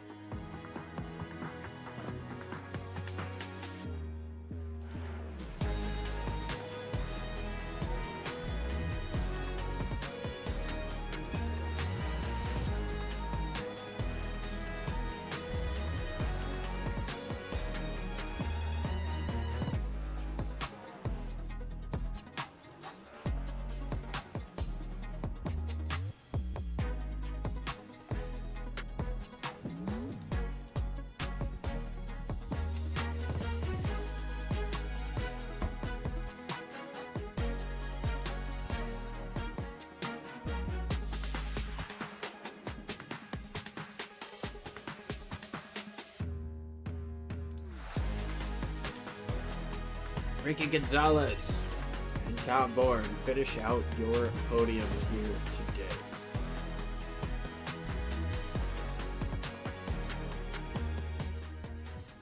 I cannot wait to talk to these two guys. It's going to be fun. Well, you ain't got to wait much longer. We've got Noah with us in the booth. Noah, it's Liam and Allen. You got a copy? Yeah, I got you. Well, phenomenal race here for you today. You started just inside the top 10, but you were able to work your way up to the front fairly quickly. And once you took that lead, it didn't really seem easy to take it back from you. What was it like out there from your perspective? It was very clean air dominant tonight, and if you didn't have the clean air, you was just going to be wearing that right front off just like everybody else was. But it was a tricky race actually, because off of 2 you would get super loose if you got back in it at the wrong time. So you just had to maintain the right side tires, and we did that all night. So, and we had track position, so it was a good night. Now, of course, what was your reaction there when you saw that caution come out right at the end of the green flag pit cycle, and what happened there on that ensuing restart? Well, I knew that Adam and everybody else was a lap down in front of me, and then whenever I got to looking at Adam's car, his left front was broke on my screen. I don't know about everybody else's, but on mine, his left front was broke. So I don't know why people that are multiple laps down are in front of the leaders and everybody. I'm not race control, but I would have gave them an EOL, but that's just. But I mean, if they take the win away from me because of it, so be it. So I don't know. Well, you had a super fast car. Who helps you get it done there on that topitoffsauce.com machine? Of course, promotion code EOL15 to get 15% off your order. But yeah, who helps you get it done? Who helps you with that speed? Because, man, you are on a roll. You just won Talladega. You've won Texas. Coming into this race with the points lead, and now increasing that, going into one race left before the playoffs or the chase begins. What's your motivation? Who helps you get it done, man? Yeah, Chevrolet, Hupka Motorsports, Top It Off Sauce, Dude Wipes, Valvoline, Realtree, everybody on this 87. We've been fast and consistent all season, and that's what you got to be all season long to get good results and wins. So without everybody on this car and good teammates, we wouldn't be here. Well, awesome stuff, man. You win here in Texas, and look forward to seeing what you can do next week. Yeah, it's gonna be fun next week, especially at Atlanta. It's a home track, so we're gonna try to get the three-peat, hopefully. Well, I'd say it'll be tough, but you started this run with the Talladega win, so a drafting track might actually be in your favor. Yeah, hopefully. I'd like to win at my home track. All right, man. Well, congratulations once again, and we'll be talking to you again soon. Yeah, thank you guys. All right, now we've got second place, Ricky Gonzalez, down with Allen. Ricky, it's up. Ricky Gonzalez, it's Allen, and down here on pit road. Take us through that race and what more you could needed to get by Noah. Yeah, I don't know if I could have done anything, man. He was quick all night. I mean, we were just trying to race the racetrack. 1 and 2 seemed to be our money spot. Picked up some things from those guys, middle of stage 2, and kind of just went for it. And then I think Dirty Air played a factor a little bit. I was just trying to stay with him, kind of see what he was doing. Down in 3 and 4, 1 and 2, and I don't know if I had anything for him, but all in all, I still think it was a good performance, especially at a place that means so much to me. I grew up around this place, and I live about 30 minutes from the racetrack, so this place always holds a special place for me, and it's really good to put on a P2 and show, coming late into the year, show these boys what we're made of. Yeah, definitely. As we are, next week we're going to be at Atlanta. What's going to be the mindset as we head into Atlanta And what are you looking for in most as we head to another drafting track? Yeah, I think you just got to stay out of people's mess. I thought we did a really good job last week at Talladega when it came to that stuff, pushing people when we needed to, and pushing the pace when we needed to, and just kind of just do our own thing, right? So you got to stay out of other people's mess. Anything could happen. We saw it in the Cup race in June when like 30 cars got involved going into 3. So I think we do what everybody else doesn't do, right? You just try to stay out of their stuff, and hopefully you're just there at the end. Exactly. Well, man, look, before we get you out of here, who do you want to thank and who helps you get it done on this number 48 car? Yeah, I want to thank you guys in the broadcast booth. Y'all do this stuff week in and week out. I know how hard it is trying to broadcast these races. Everybody back at the shop at TTR, bringing us fast race cars week in and week out. It's good to be back on the sim again, especially with this group that's here in EOL. I've known these guys for a very long time, and they're doing good things, and I can't wait to be in the car full time next season and run for a championship. So also want to thank the girlfriend. She supports me doing this stuff. I love her to death, and letting me hang out with the boys for a little bit and do it. Again, this place is special to me. Growing 30 minutes, living in the Dallas-Fort Worth area, going to all the races out here.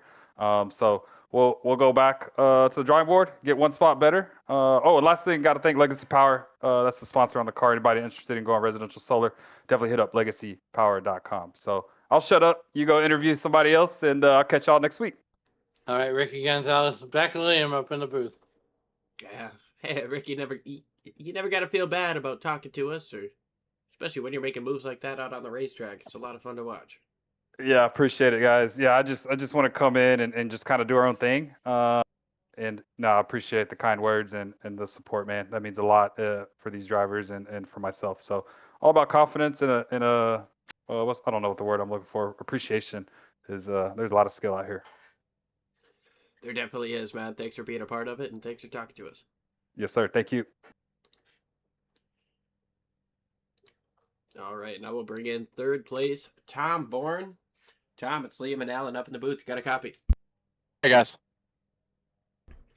Well, you were bad fast all day, and it seemed like there was a couple of opportunities for you to chase your way up through the field, but ill-timed cautions didn't really allow you to do that. What more do you think you needed here tonight to be able to take those other two off the top of the podium? I honestly, to stay green. We had a fast car all night. I made some dumb mistakes, and we got stuck on the wrong end of things a few times. Got caught a lap down on the first green flag stop because the caution came out when I was on pit road, and then the second time I passed, the leader was on pit road and I was about to pass him and the caution came out, and we got the lucky dog, which was great and all, and then I had to wait for all the wave around cars to pass me, so that put us in a hole again, and we pit with about 30 to go, thinking about that little 3-4% tire wear is going to make a difference, and it did, until the contact on the front straightaway, and it was all just trying to recover from there and gain as much ground as we could. But ultimately, we just could. Nothing we did, we were on the right end of tonight. Yeah, it really seemed like those cautions, they were almost out to get you. But you had a couple of instances where you got sideways, you got loose coming up off of turn 2, might have tagged the wall a little bit on that last lap I saw. But what was it like racing out here at Texas? People say that this is one of the toughest mile and a halves, mainly just because of turns 1 and 2. What was kind of your experience out there tonight? Overall, I mean, I love this track. I love racing here, and I have it circled every time it's on the schedule, whatever league I'm doing. The car was very free off of turn 2, especially when we transitioned and the car evened out on the banking. So we were fighting that, and a lot of drivers were fighting that, and there was so much air being packed underneath the rear spoiler and on the back end when you were right behind somebody. If you just slid up, you'd get them loose, and I know I did that to a few people this race, not on purpose, and I know it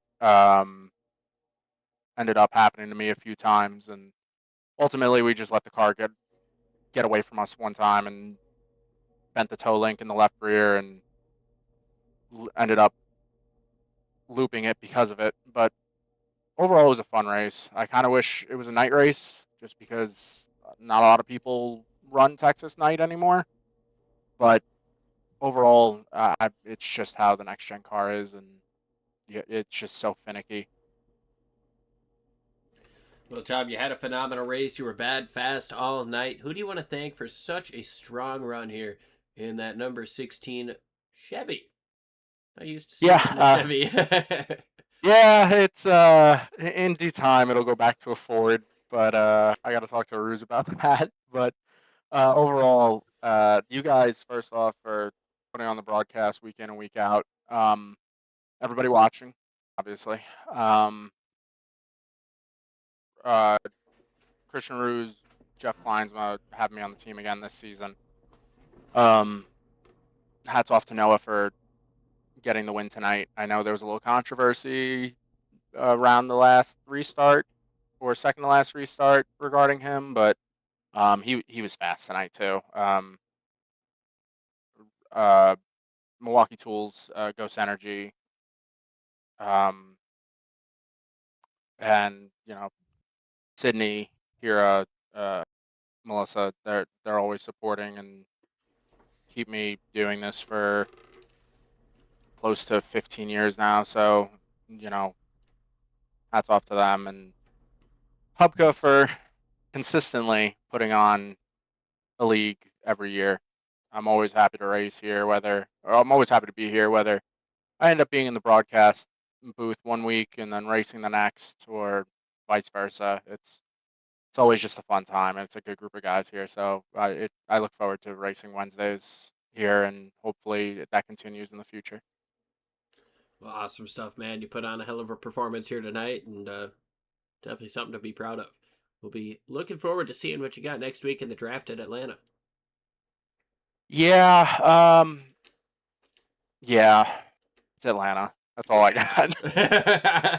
As soon as you said that, I'm like, same, bro. Yeah, I'm just tired of super speedways in these cars. Well, hopefully they figure it out in the Cup side of things, and then iRacing can get that scanned real quick. Yeah, and then iRacing is gonna mess it up. So anyway, I always do first, but yeah. Yeah. Well, thanks for joining us, Tom. Congrats on the podium, and we'll be talking to you again soon. Hopefully, good talking to you guys, and keep up the good work. All right, now it's time for the results of the race.